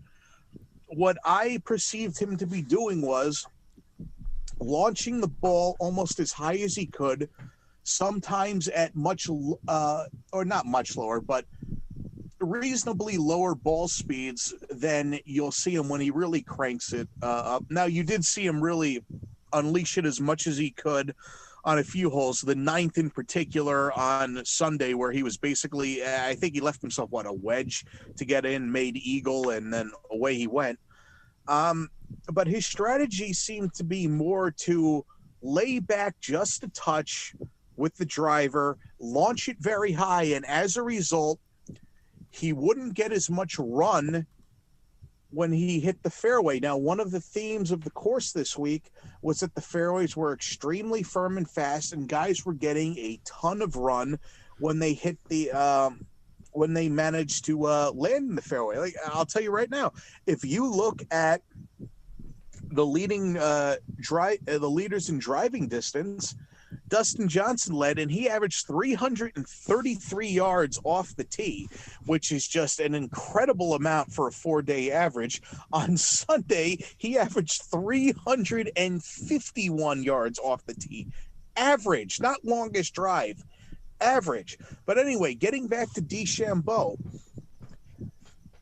like I was saying, the narrative that he just took driver and smashed it as hard as he could on every hole is not what he did. And I think DeChambeau, listen, the guy's kind of a troll and he's kind of an asshole. And I think part of it was to almost make people believe that he was going to embrace a strategy that he really didn't.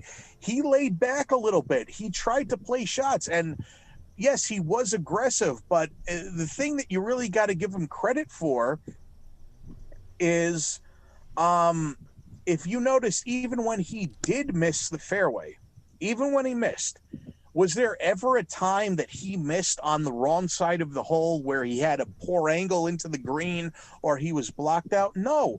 When he missed, he knew, okay, if I miss on this side of the hole and leave it here, I'm still going to be able to get myself out of trouble reasonably. And even if you look at his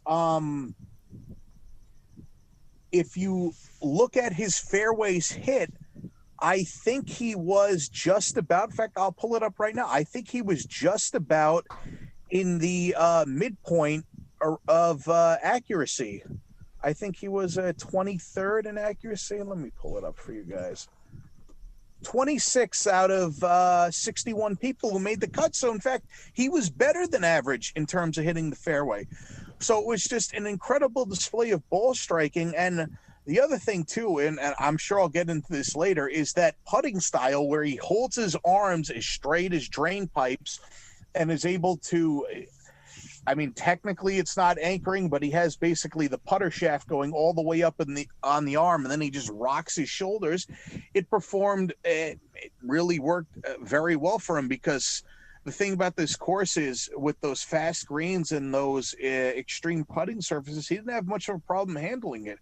So just going back to my main point, the whole narrative of him taking driver and overpowering the course, yes, he did that to some extent, but he actually throttled back a little bit from what we've seen of him since the coronavirus break. And really what won him this tournament, because he was not longer than Matthew Wolff off the tee throughout the week. He wasn't. What really won him this tournament was actually hitting a decent amount of fairways, never missing in a place where he really got himself in trouble. I mean, if he was in the rough, he was in a good place in the rough. And then just his approach game around the green was very good. He was near the top in strokes gained approach, and then his putting was very good. So it was just an all-around very good performance by him. I have to give him a ton of credit. Every aspect of his game was on this week, and he was the best player, and he deserved to win. And listen, with how he won, even though I think it's being misconstrued slightly, it could lead to some long-term ramifications in the game, because when you see guys hitting driver wedge to 560-yard par fives, one is enough. But I do give him a lot of credit. This was a very impressive performance. Yeah, and I'm totally with you on the ramifications. I'm a little concerned about that too. It's like you might end up having, I don't know, you may have a lot of inconsistent players, guys who don't really know how to do the approach shot. You know, it's kind of going to lead to some of this later in the history of golf. We'll see. Let's go to John, and I'm going to give it to you to recap Bryson's great performance. Yeah, Mike did a wonderful job there. Like the technical aspects of how he went about getting the win. I will say, I mean, we'll probably get into a little bit of like the coverage and whatnot, but it was just hard to stay 100% focused on this event with just everything else that was going on, especially on Saturday and then especially on Sunday too with the NFL. I think, I was paying more attention to the 1:00 games. The golf was kind of on a secondary screen, and then obviously like around 4:00, I definitely focused on the full screen with volume on the golf. But it wasn't the same as like a usual major, that's for sure. But yeah, you can't disagree with anything that Mike brought up. Bryson, clearly the best player all week. He wasn't making any of the big numbers that you saw taking out so many of the other players. You'd see some guys get off to a good start. I think there was either a couple players that got to 6 or 7 under earlier in the week. I think Thomas Peters at one point was 6 under and then just completely got wiped off the leaderboard in a matter of 4 or 5 holes. I mean, there was no margin for error on that course. I mean, you had a couple holes where you could really make some headway. That par 5 that he was referring to, obviously, was straight downwind and with the hard and fast fairways. You had to birdie that hole or else you weren't doing anything. And there were a couple shorter par 4s that you could birdie. But, I mean, basically the first 5 holes and then, like, from 13 to 18 were just absolutely brutal, just completely wiping guys out. And, Bryson had a couple bad holes, but just like everybody did, but he really limited his mistakes, kept the ball in play for the most part. He got the job done, and 6-shot win, the only guy under par after 4 rounds. And, it's funny, after the first day when there was 30 guys under par, you just have everyone on the internet, oh, Winged Foot's too easy. This U.S. Open is going to be like the John Deere Classic. Well, people have such short attention spans. I remember as a kid watching the U.S. Open so many year after year after year, you'd see the random guy day one that shot 5 under, Chris Berman would be making jokes about his name, at 7 o'clock on a Thursday night, and the guys would be, 5 under, 4 under, 3 under. And then by the end of the week, day after day, you just whittle it down to the number of players under par. And that's exactly what happened this week. The course, they gave them one day to kind of attack the course. And after that, Winged Foot really showed that it's one of the toughest courses in America. And for Bryson to finish 6 under and to 3 under on the final round, where literally nobody else in contention was anywhere near under par. I think there was, I believe he was the only guy under par in the entire field. I know there were maybe a few even pars, I know there were a few one-overs, but the only guy under par in those late afternoon conditions was just phenomenal. And, definitely a deserved win, and kind of, I guess, validates for him all, the new kind of change in his game that he's been making, and when he came back from the COVID break this year. So definitely the most impressive player all week, and he certainly deserved this title without a doubt. Yeah, I mean, it really does seal what has been a very big summer for him, and I think you can feel happy for him in that regard. It was kind of neat to see him, greet his parents over the I don't know what it was. I think it was FaceTime at the after he had won the championship and just before the trophy, and that looked pretty real. Like I think he had those are real emotions there, and it was pretty cool to see that. So all in all, a very good performance, and let's give it to one more person to talk about it. Andy in Seattle, let's get your thoughts on Bryson's big win. Yeah, I've administered a daily fun house in my evening and morning prayers, because I was wrong about him. Didn't think he would thought he would struggle over the course of the week, and he didn't. Anything that I was most impressed with, his ability to just wasn't the drives, but it was in between his ability to just putt very well, not like go on birdie runs. No one's going on birdie runs, but just his ability to 2-putt from very far distances, just whether it's a lag putt, he didn't 3-putt a lot. And then just the way he's just able to violently gouge when he's off the fairway. I actually like watching him do that, because in that type of U.S. Open rough, he just takes a violent hack. You see the blades of grass just go through the air as the Celtics turn it over another fucking time. And just Bryson just watching the ball go up in the air. And you go credit where credit's due. And like John said,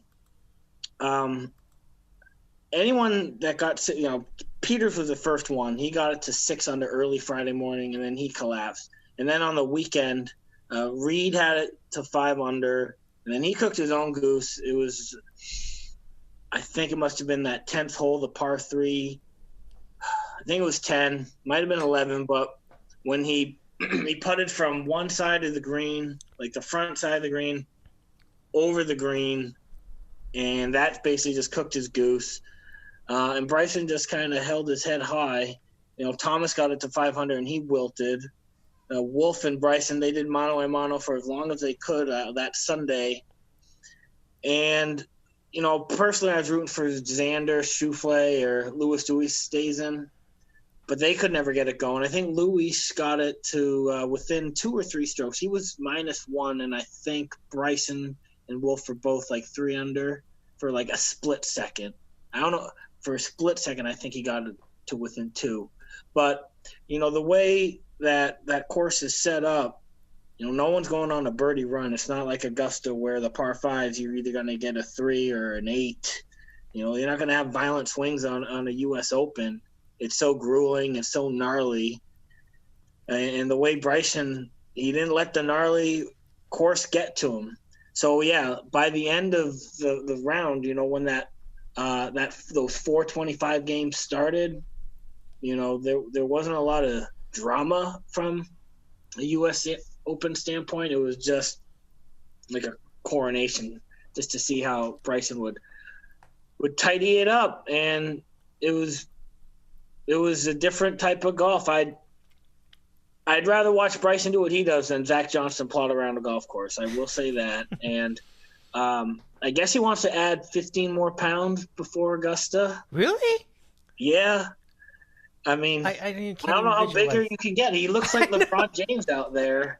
He's got the big chest. Like, it's crazy. It's crazy. And I don't know if I can't see – like, Rory's already pretty built. I just can't see – like a guy like Kevin Kinzer, what's he going to do? Hit the weight room? Some golfers they're not about that life because of the balance, right? So I don't know. It's going to be interesting to see what happens moving forward. No one talks about Bryson taking forever to putt anymore at this point. It's all about, how strong he is and how he looks. And he's still a jerk to rules officials, and he gets, sound travels, just stuff like that. He's still kind of abrasive. But people talk about Bryson, whether it's by design or not, he's definitely a troll, like Mike says. Like he's very self-aware, and that's for sure. And credit. He definitely has some more majors up his sleeve, I'm guessing. So he's not going away anytime soon, I don't think. With putting like that, I think he's going to be in the mix for a while. Yeah. I agree. So let's now look at the rest of the field in this tournament. And if we look at the field at Winged Foot, as you mentioned, it really did kind of get away around the turn. The turning point, and I think Mike and John and Andy would agree with this, is when Matthew Wolff missed the 6-footer. I mean, that was a killer. He was never the same after that. He just completely tanked. So I'm going to start with Mike, and I have to step out for just like a couple seconds. So, Mike, I'll give it to you to recap the rest of the field at Winged Foot.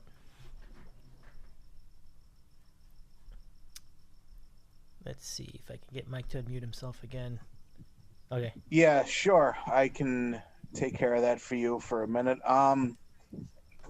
The Matthew Wolff struggling on Sunday wasn't really that much of a surprise to me, to be honest. Look, the guy has a ton of talent. I think that was apparent if you guys watched the they didn't call it the match, but that charity exhibition at Seminole with you had Dustin Johnson and Rory McIlroy in the mix. And just to see Matthew Wolff just basically outdrive Rory on the long drive holes like it was nothing. And to the fact that he was able to win so quickly after turning pro in his 4th start or something. So, I mean, the guy's played 2 majors. He's got, a 4th and a 2nd, but 21 years old to go into Sunday with, frankly, not much experience in professional tournaments and especially not in majors. I can't say I was entirely surprised to see it play out the way it did. And also the other thing was, I mean, what he hit in round 3, 2 fairways.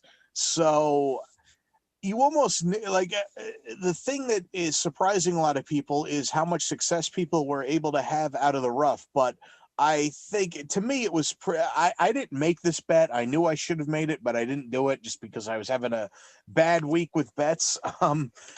was I would have bet DeChambeau to beat Wolf straight up in round 4, and that's what ended up happening. He just wasn't hitting enough fairways to continue his play, and I figured he would get a little bit tight, so he did. But listen, bottom line for him is 2 majors, a fourth, and a second, so I would be surprised if we aren't crowning Matthew Wolff a major champion sometime in the near future.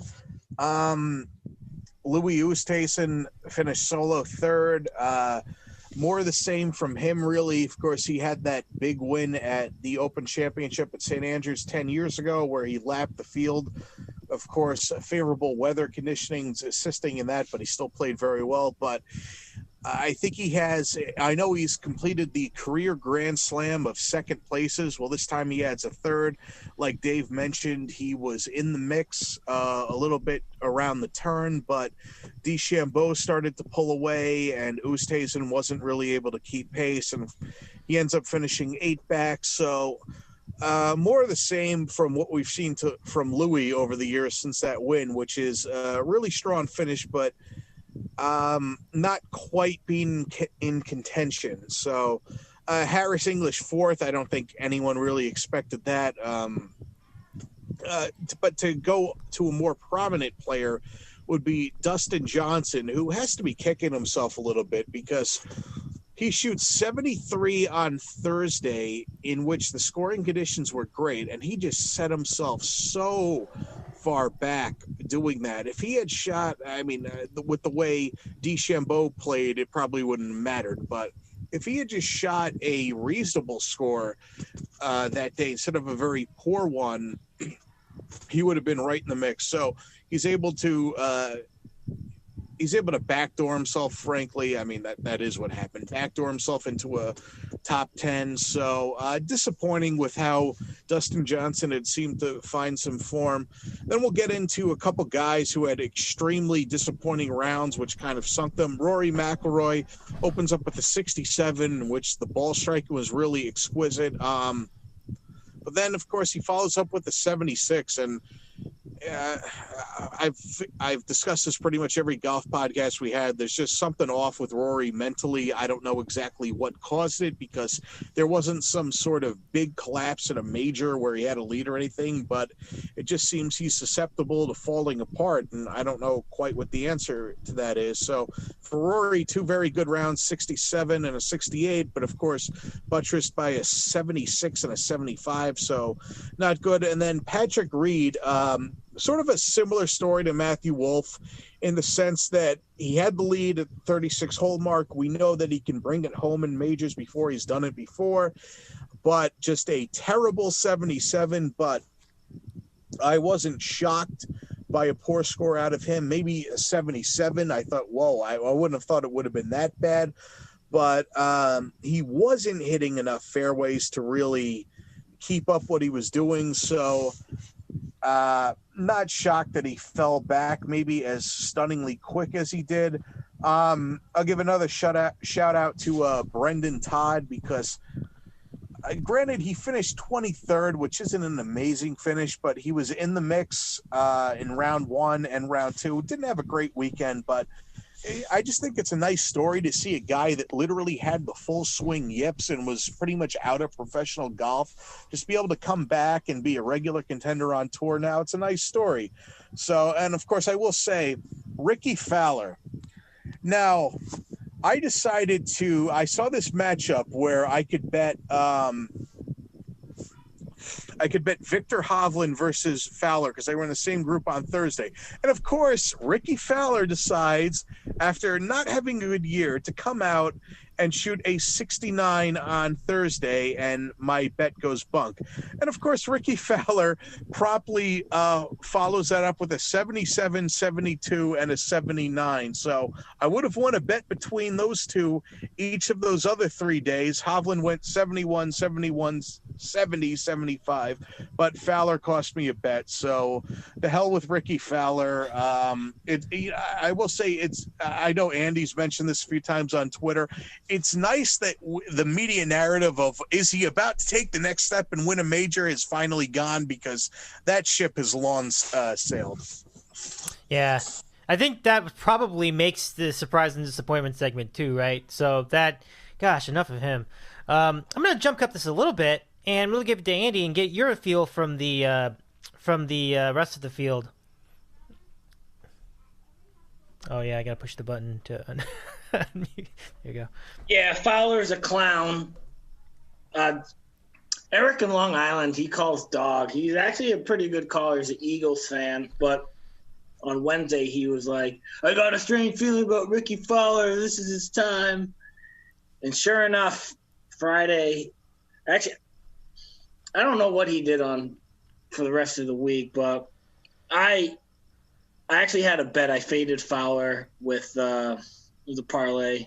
So I faded Fowler. I had Wolf beating Fowler. So just like there's a Tiger tracker on Twitter, there's a Ricky Fowler tracker on Twitter too. And my gosh, whoever runs that account makes like the most optimistic Met fan seem like, Joe Benigno with the Jets. I mean, he's just like, I think Fowler started like a disaster. He was like 6 over through his first 5 holes, and the Twitter account was like, all he needs is one birdie to get going. And I just like, wow, how are you so positive? And I got blocked by the account. So all that to say, yeah, like Fowler, they showed his finish in majors, like, and yeah, he's been playing in these majors since 2009, 2010. Like, he's not a spring chicken anymore. So the whole once he gets one, they're going to come a bunch. It's like, no, he's not. He's not going to get one at this point. But some of the other guys in the field, yeah, DJ, he's not thinking that's his best MO, right? So, but yeah, that first round, as we would say, was definitely haunting. Rory too, as Mike said. He's got all the talent in the world, but it just seems like he'll go through these stretches in the round where he doesn't, quote unquote, pay attention. And he, whether it's missing like a 3-foot gimme for par, or, he's got like a wedge in hand. He just doesn't, like, you would expect, a 120-yard shot middle of the fairway to get within, 6 feet. And he just he's nowhere near it. I don't know, bad caddying or whatever, but he hasn't won a major in a while either. But he's got all the talent to contend every major. Justin Thomas, yeah, his third round was something that he'd like to forget. But a lot of these guys, they'll be happy with top 10, top 5. Top 15. It's good paydays. It's good, really good paydays for some of these guys. And some people, I'm sure someone on this podcast might have had Xander Schauffele finishing in the top 10, and he had 5 bogeys in a row on Sunday. Very uncharacteristic of him, but he birdied 18. So I think he got top 8 or top 7 out of that. So yeah, the fact that Bryson won by such a margin over, a ton of talent.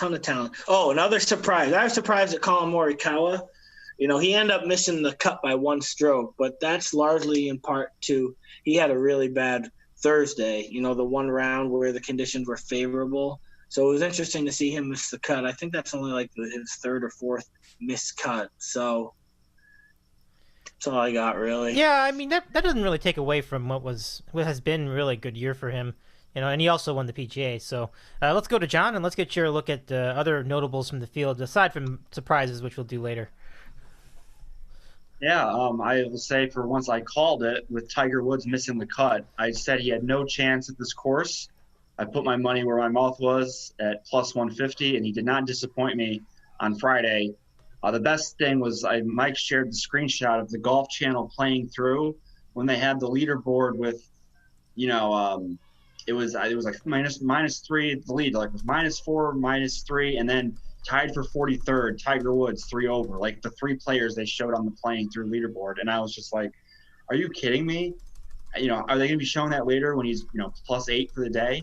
And of course, he finishes plus 10. Like that course was just not set up for him at all. But in any event, just wanted to get my plug in for that. Some of the other guys here, you guys already mentioned, but yeah, it's just interesting to see like who got like the backdoor top 10 finishes. And it's the perfect, the perfect Tony Finau kind of event. Just kind of hangs around, really doesn't do much of anything. And you look at the leaderboard, and there he is, Tony Finau, tied 8th, and then that'll go down on his record as a top 10 finish. And really, did he do anything? Did he contend all week? Not really. And then this other guy from the Corn Ferry Tour that's just been tearing it up, Will Zalatoris, is a guy that you need to look out for going forward. He's actually the favorite in the betting for this week's tournament in the Dominican Republic, which is crazy.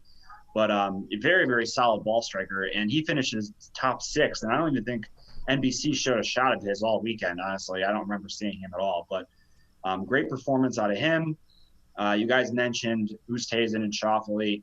Just kind of hung around, but certainly not good enough. And, yeah, Wolf, you could – very, very impressive young talent, but you could just tell the way he was playing on Saturday, just hitting so few fairways that just was not going to continue heading into Sunday, and that Bryson would be a solid bet. So I guess that's kind of all I got for now. I guess I will say John Rahm was a little disappointing, coming in probably one of the hottest players on tour outside of Dustin Johnson, and started off well, and then he just kind of blew up on Saturday, and that was really the end of his chances. So that's all I got for now on the rest of the field. All right, John, thanks for that. Now let's continue our coverage and look at our. Dave. Oh, go ahead, Mike. Yeah, no, I just want to ask a question for John because I think I know the answer to this, but he might know for sure. Zalatoris technically does not have PGA Tour status, right? Yeah, that's correct, because they're doing some convoluted thing because of the pandemic break where no players moved up or down from your tour cards. So essentially, even if you finished 150th, it's like you have the same status. But he can like play his way in though. Like if he were to finish top 10 or even win this week's tournament, he would get status. But in terms of guys moving up their way from the Corn Ferry Tour, like there was no new tour cards issued this year. Yeah, that's what I thought. Okay, so, well, one, it says something about the quality of the field this week that a Corn Ferry Tour player is the favorite, even though he's talented. I mean, that's still a pretty damn big indictment. But then I guess, though, it's almost like the scenario you see when a hotshot college player comes out and they have like X number of tournaments that they can get their status in by performance. So that's the idea. Yeah, I believe so. So I think if he makes X amount of FedEx Cup points or something, he'll get conditional status. Or I think if you get a top 10, you automatically get entry into the next week's tournament. So I think that's how he got an entry into this field. So it's all messed up for this year. But there are still opportunities for some of these guys to, if they play well, to get status, I guess. Okay, that's I think that'll be another one to watch. Yeah, definitely. So I wonder if this even makes surprises and disappointments. This will be interesting, Mike. So let's give it to you first for the segment. Who are your surprises and disappointments from the Open?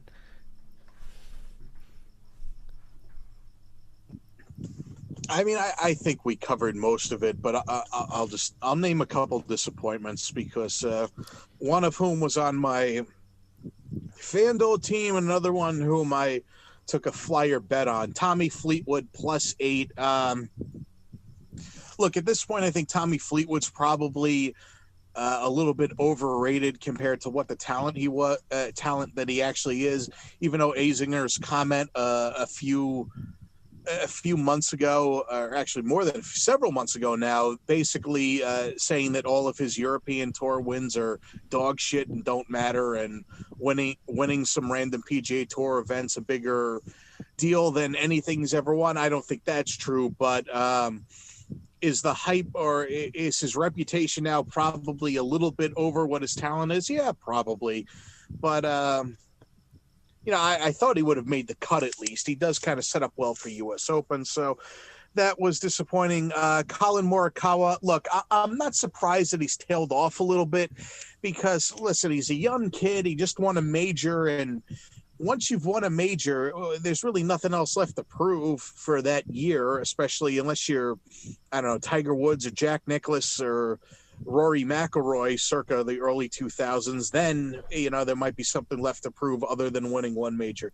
So I would just say those two, basically. Do I have any big surprises? Scroll through the leaderboard. I'm looking at the top 10. Zach Johnson, maybe, but, you figure that a guy his age is capable of turning back the clock for a tournament. It happens. So, no, not many big surprises for me, to be honest with you. So because I discussed the number of players, I guess I'll just limit it to those two. I'm surprised that Fleetwood and Morikawa missed the cut. I was pretty surprised on Morikawa's part. But as I said, it doesn't take away from his season. It really was a great season. So now on to John. Let's get your look at the surprises and disappointments. Yeah, I really don't got anything else for you, Dave. That's fine. Yeah, we kind of cover it. Yeah, I think we all are on the same page with this one. Yeah, all right, that's fine. Anything you want to add, Andy?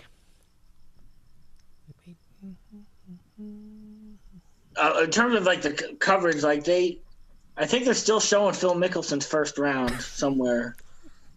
They show him. They showed his entire round. They did every shot. Poor guy he looked old out there, unfortunately.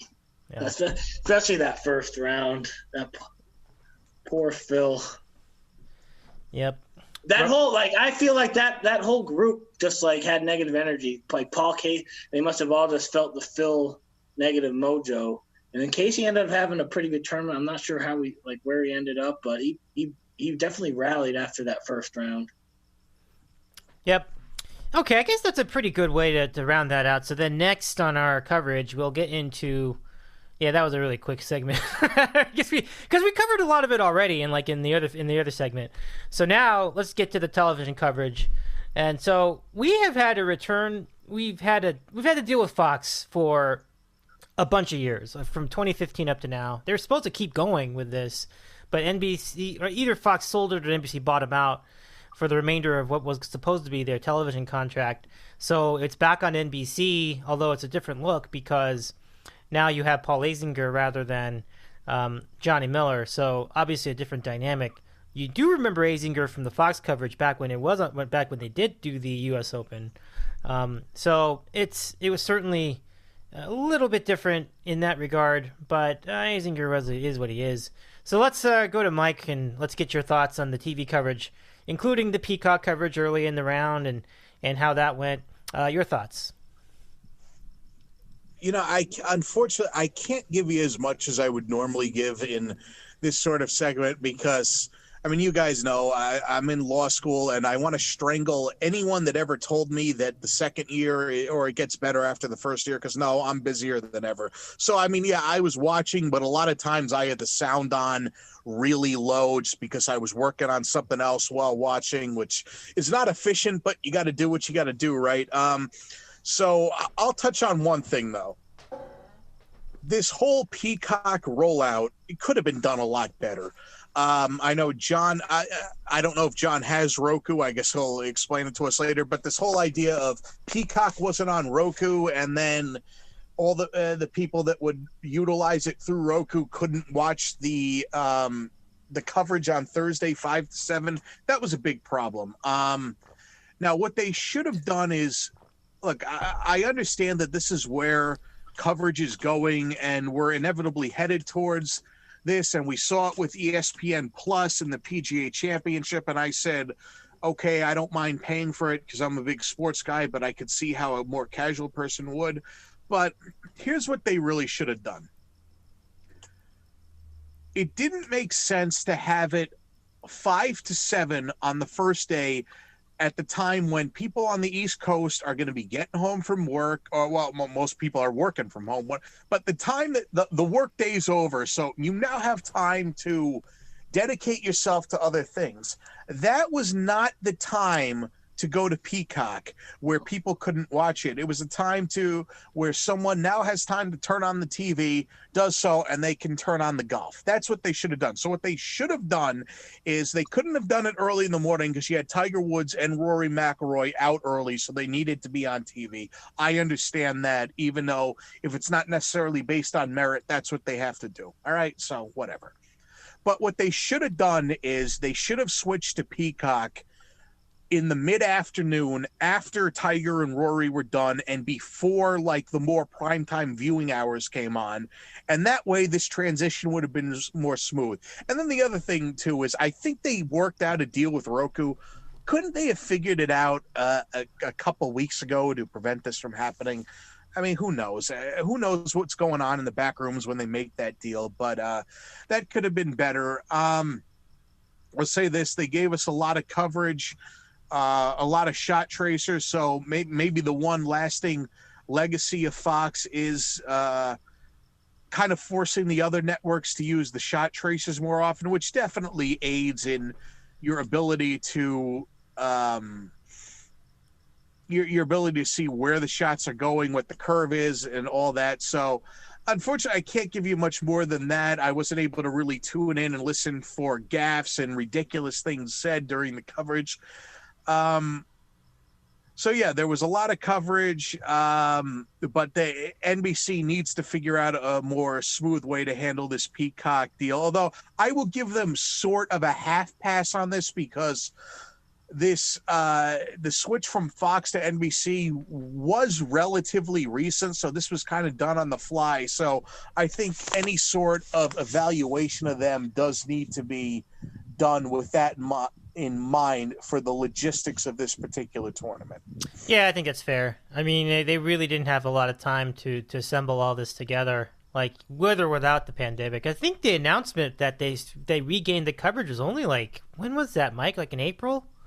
It wasn't that long ago. It was the spring or the early summer. It wasn't long ago. So they're very little lead time at all.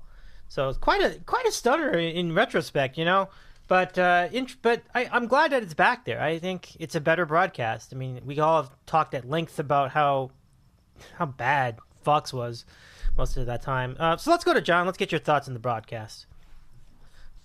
Yeah, I know. So I get home from work Thursday afternoon, 5 o'clock, wanting to fire up the U.S. Open on my television, search for Peacock on my Roku television, or Roku device rather. I don't have a Roku television. I have this streaming stick, but same thing. Sure enough, all right. So not seeing it here. I'm seeing, a Peacock the bird for a screensaver. I'm not seeing Peacock channel, and it wasn't there, and it was very, very frustrating. Granted, it was only 2 hours of coverage. It was late in the day. It wasn't the whole tournament, but still, to be promoting it as a free 2 hours of golf coverage, and for me to have to spend an extra few minutes to have to now pull up my computer and sign on that way, that was pretty annoying to have that happen. And then you couldn't get it. They had more coverage on there. I didn't even bother to watch it on the early coverage on the weekends. I mean, if it was on the television, I probably would have put it on for a little bit, but it didn't. It was stupid to just get out my computer to watch those few guys in the morning. But so that was definitely a gaffe on their part.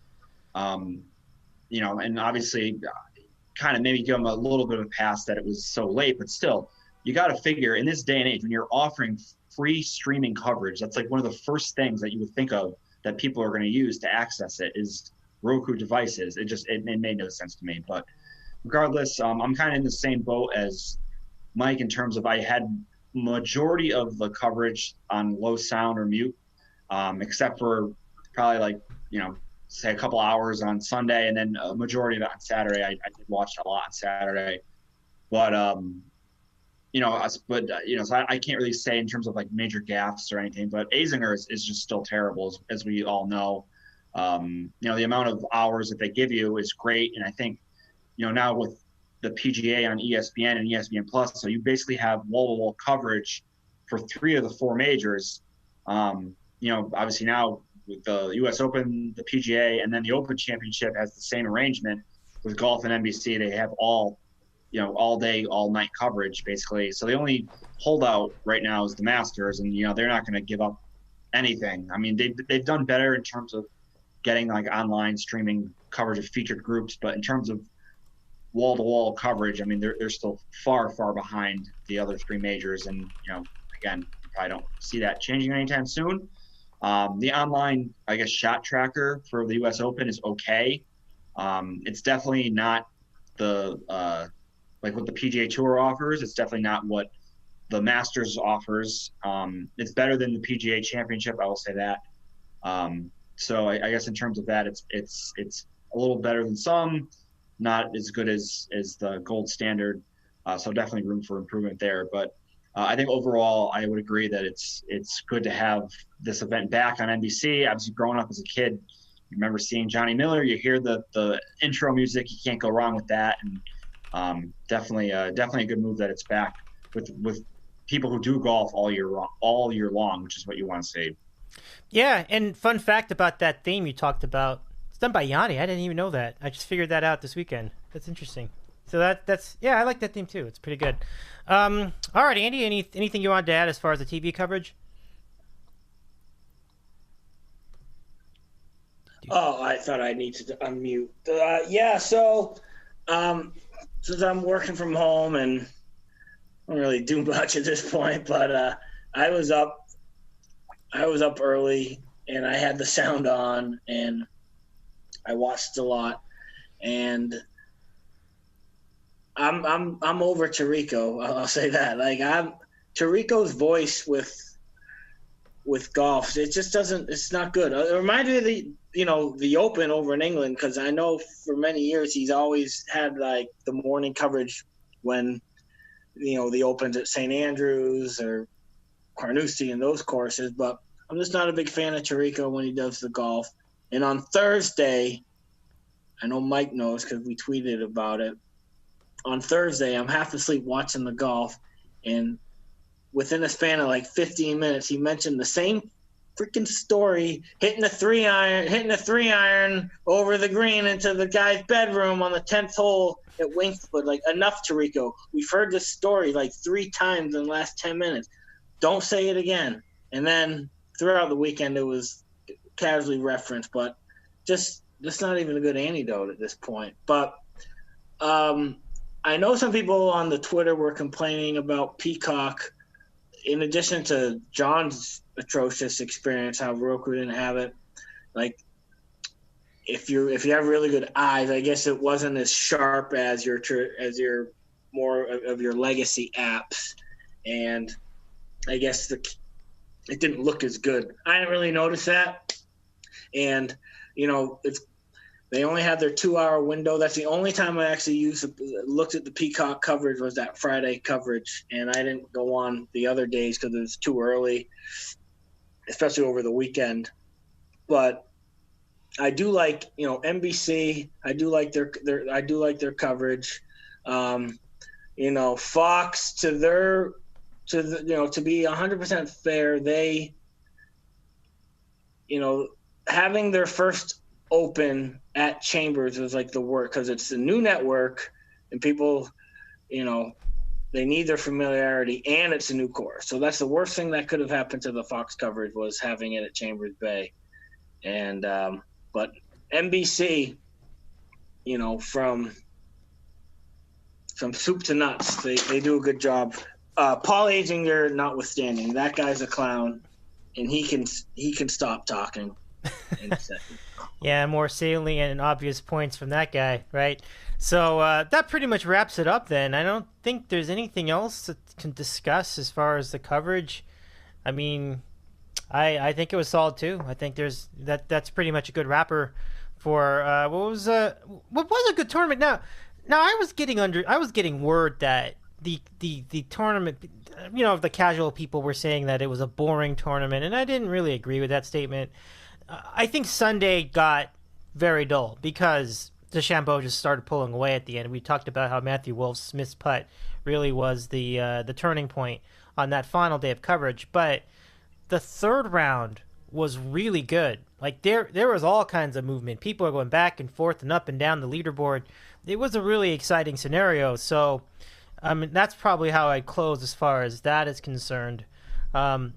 We can just look at the week ahead. I guess I could give it to you, John, too, for any other thoughts you had about the U.S. Open.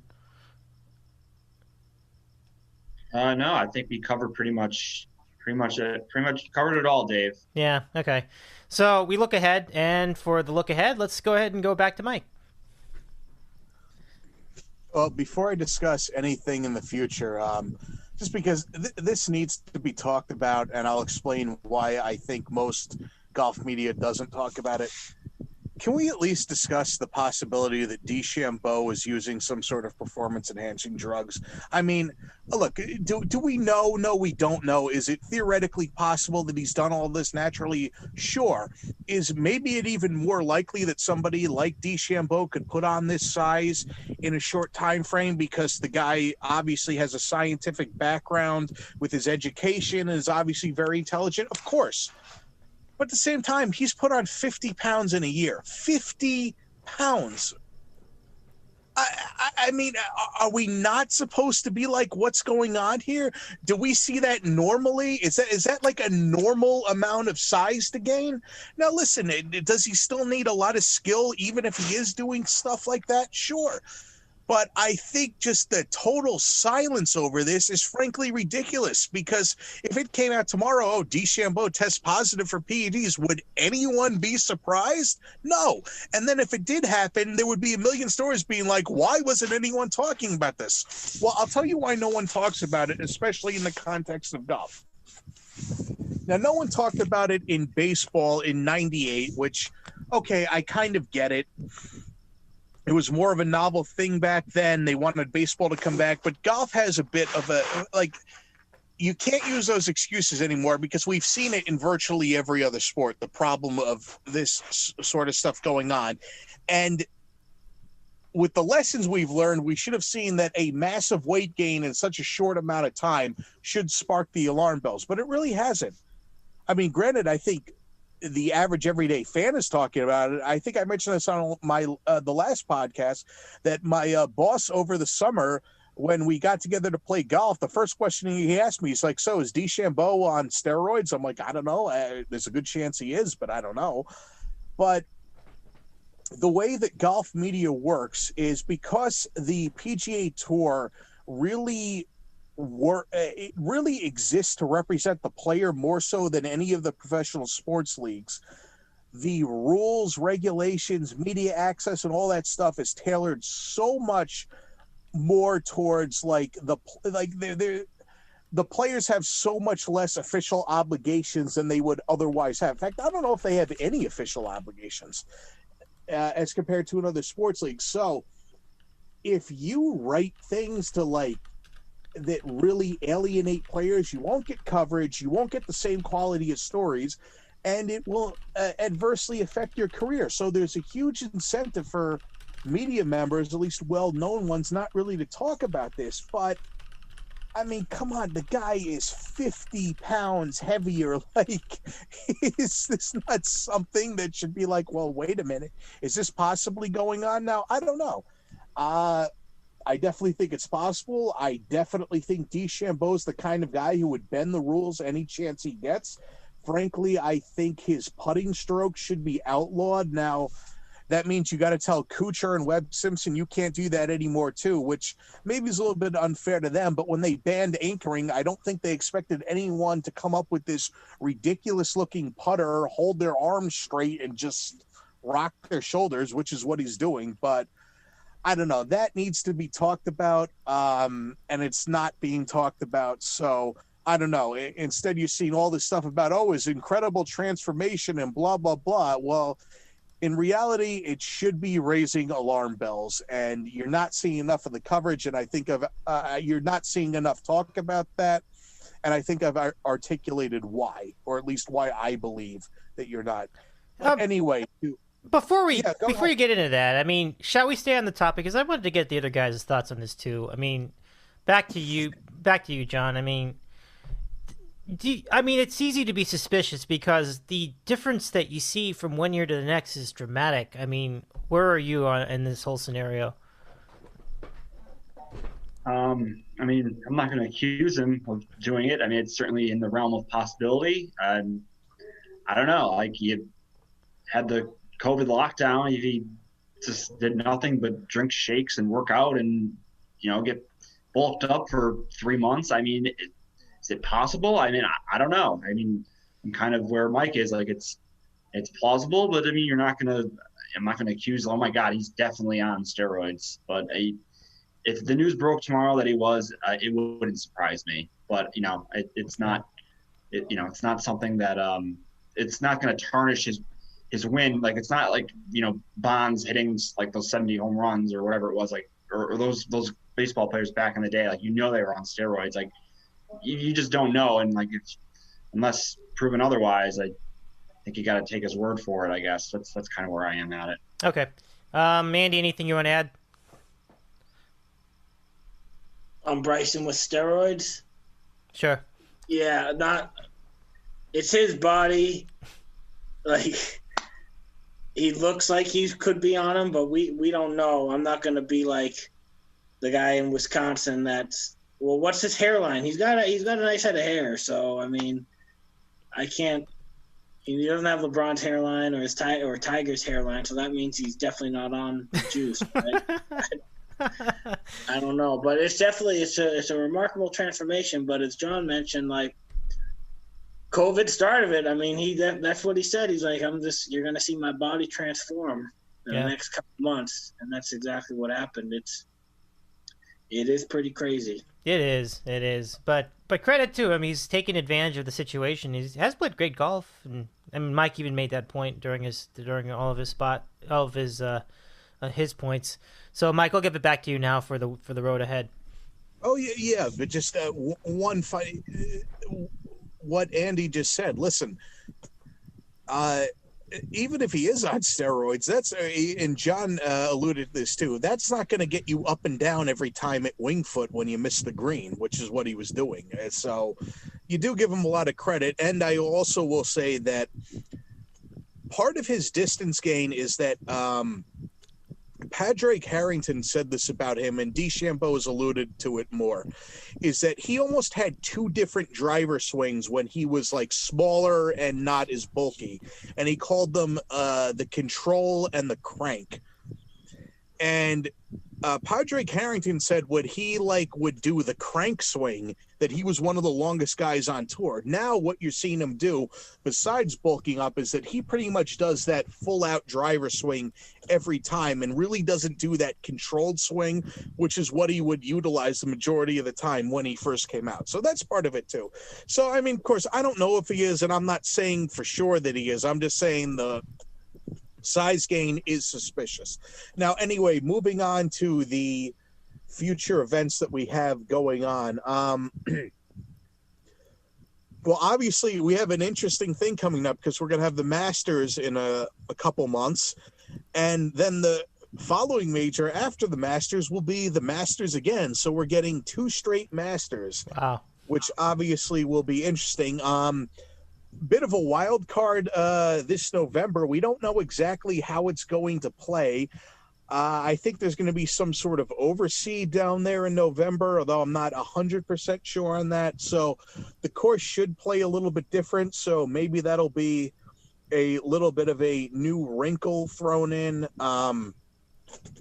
Terms of betting favorites, I think, well, Golf Channel, I think today just showed us, right now they're saying McIlroy is the slight betting favorite, DeChambeau 2, DJ 3. I wouldn't bet on McIlroy as the favorite, to be honest with you, but I do understand at least the rationale behind it. So what do we have going on this week? We have that event in Mexico, or no, not in Mexico, in the Dominican Republic at Punta Cana, which we have talked about, has a terrible field, but I'm pretty sure this is a course right on the water in the Dominican, so watch it for the vistas and, what else is on Thursday or Friday afternoon. So definitely worth checking out. Then there's Sanderson Farms Championships, which Shouldn't be much. The Shriners event in Las Vegas. And now here's a couple interesting ones. They're going to take the CJ Cup, which is normally in Korea, and it's going to be played at Shadow Creek, which is considered one of the 20 best golf courses in the country, and it's where they had the Phil versus Tiger match from a couple of years ago. So definitely turn into that. And the Zozo, which Tiger Woods will be the defending champion in, is going to be at Sherwood Country Club, where Tiger's event, the Hero World Challenge, originally was when he first started it in the early part of the 2010s. So I think those events will have pretty good fields. The Bermuda Championship is not going to be an opposite field event this year. It'll be a standalone event. That's also a pretty course. Then we'll go Houston, and then we will be into the Masters. So we do have a lot of golf going on. Obviously, we have a lot of other sports going on with football. So the next couple of weeks are quiet in terms of quality, but I think those the two events that are normally in Asia that are being moved to Vegas and California, those should have good fields. And then obviously the Masters to lead us into Thanksgiving. That should be fun. That should be fun. And the first thing I ask as far as the Masters in November is how is CBS going to accommodate that schedule? Because you can't ask CBS to cancel NFL games on that Sunday. So I was wondering. I have your answer. Oh, okay. Yeah. I'm interested in Round 4 is going to be in the morning, and it'll lead into NFL coverage. That is crazy. So it's going to end like what time specifically? Like around, I'm guessing, like 10 a.m. I guess, or no, not. It won't end before 1, but it'll lead into CBS coverage of whatever national game they have at 4. At least that's what I think. Okay, that is fascinating. I think that's right. They're punting the early games. Okay, that's Saturday. The Saturday coverage will give you a real boner because that's leading into LSU Alabama. Yeah, I heard about that. Yeah. Okay.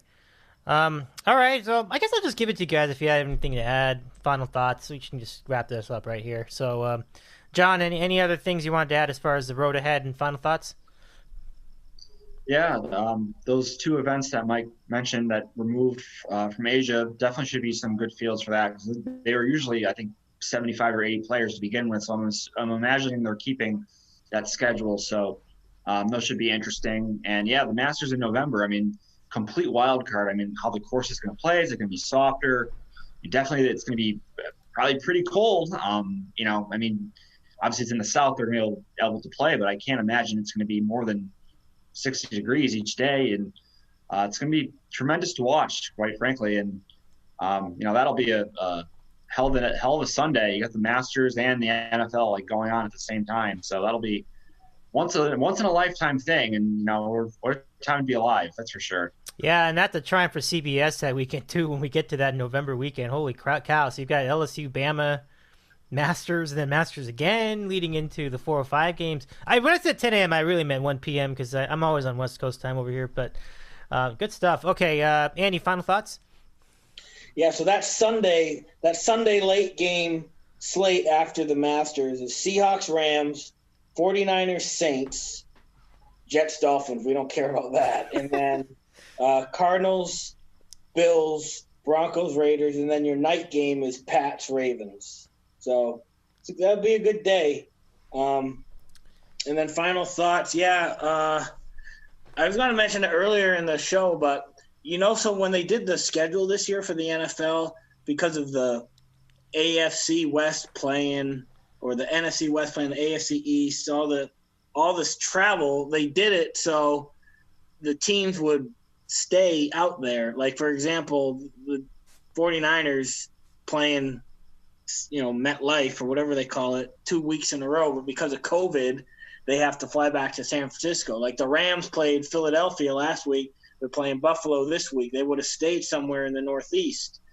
I don't know if they're going to change that, but the Patriots, they play a Sunday night afternoon game against the Chargers in the beginning of December, and then they have a Thursday night game against the Rams. So you'd be asking New England to fly back Sunday, and then they fly back out to the West Coast on Wednesday. They have to make a concession for that, you would think. But Who knows? Only I would. I was just thinking about that during the show. That's nuts. Yeah. I have to admit that I would think that they'd be able to arrange like some way to stay somewhere where they could like sanitize it or something. That's unbelievable. Yeah. Okay, so to Mike, your final thoughts. Not much more to add. I think I've covered generally everything I've wanted to.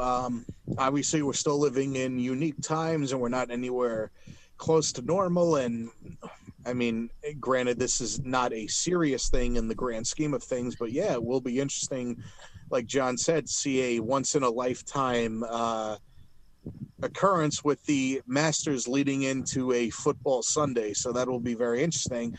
And I will say it was fun to have Andy on the show for us with the golf recap, because he's going to make you laugh a few times. So it's definitely been a few years since he joined us for this, so it was nice having him. And appreciate it. Celtics really screwed with my mojo towards the end. I don't know up from down at this point, but I'm gonna go play that. I think, do all of us have that golf game on PS4? I'm gonna go. I gotta add it. I really want to get that because I have PS4, and so I just gotta go get the game. I'm on Xbox One, so I guess we cannot play against each other then. Is that true? Even though like our handicaps can get related, I'm pretty sure you can't like cross up like that. Did you join the TGC society, like the beer league? No, you know what? I'll try to like get more involved with it like during my semester break, but I'm honestly I'm too busy for that right now. I can get a couple rounds in on the weekends. That's it. You got responsibilities, unfortunately. Hey Andy, one more thing. We're going head to head in John's thing this week, so game on. Yes, that's right. I was going to say that. Yeah, it's on between you guys. Oh man, very interesting to follow that this week. That'd be fun. Any picks on tomorrow night's big Dolphins versus Jags game? I might have to, because just the 7 games. It's hard. I don't really do the over-unders, so just for the sake of inventory, I might just take a pick. I might just take a selection. I don't know. Yeah. I'll text you. All right. Sounds good. It'll be nothing for me on the game. Now to think about it. Yeah. I might, one prop that could be interesting, though. Like, what about like a Mike Gesicki receptions prop? I wonder what that would be. Might be good. Check that out. But, yeah. How about you, John? Are you thinking of doing anything for that game as far as the contest? I usually, for this contest, I usually try to stay away from the Thursday games unless I really, really like something, just because I hate starting Sunday already down one if I lost a pick. So, and I tend to do a couple over-unders a week. So Andy's right, though. If you have to do 7 games and you're just doing the spreads, it's hard to get 7 picks. But I always like to throw a couple over-unders in there. So I usually hand wave on Thursdays and do all my picks on Sunday. Cool. All right. Well, with that, I say goodnight. Thank you, guys. This has been fun. And yeah, Andy, anytime you want to do golf, just let us know. I'll reach out to you for the next one. Sounds good. In fact, I think we're going to do it during like this again because it's in November. So for sure. Take care, guys, and good luck to the picks. All right. See you guys. See ya. Good to see you guys. Bye, everyone. Take care, everybody. All right. Well, that's our program tonight. Good stuff, everybody. Hope you enjoyed it. I think this was a longer show than normal, but we had a lot to cover, and we certainly had a lot of fun doing it. So once again, we hope you take this good advice we have with football, and while you do that, remember that our program is brought to you every single week here on DITCOW.com. You can find us on the web at the same site, and you can find us on Twitter at DITCOW, and you can find us on YouTube at youtube.com/DITCOW, facebook.com/DITCOW. Pretty much everything in the universe /DITCOW except TikTok. We don't do TikTok. Maybe we should, but while we work that out, we say goodnight. Enjoy all the games this weekend, and we'll see you next time.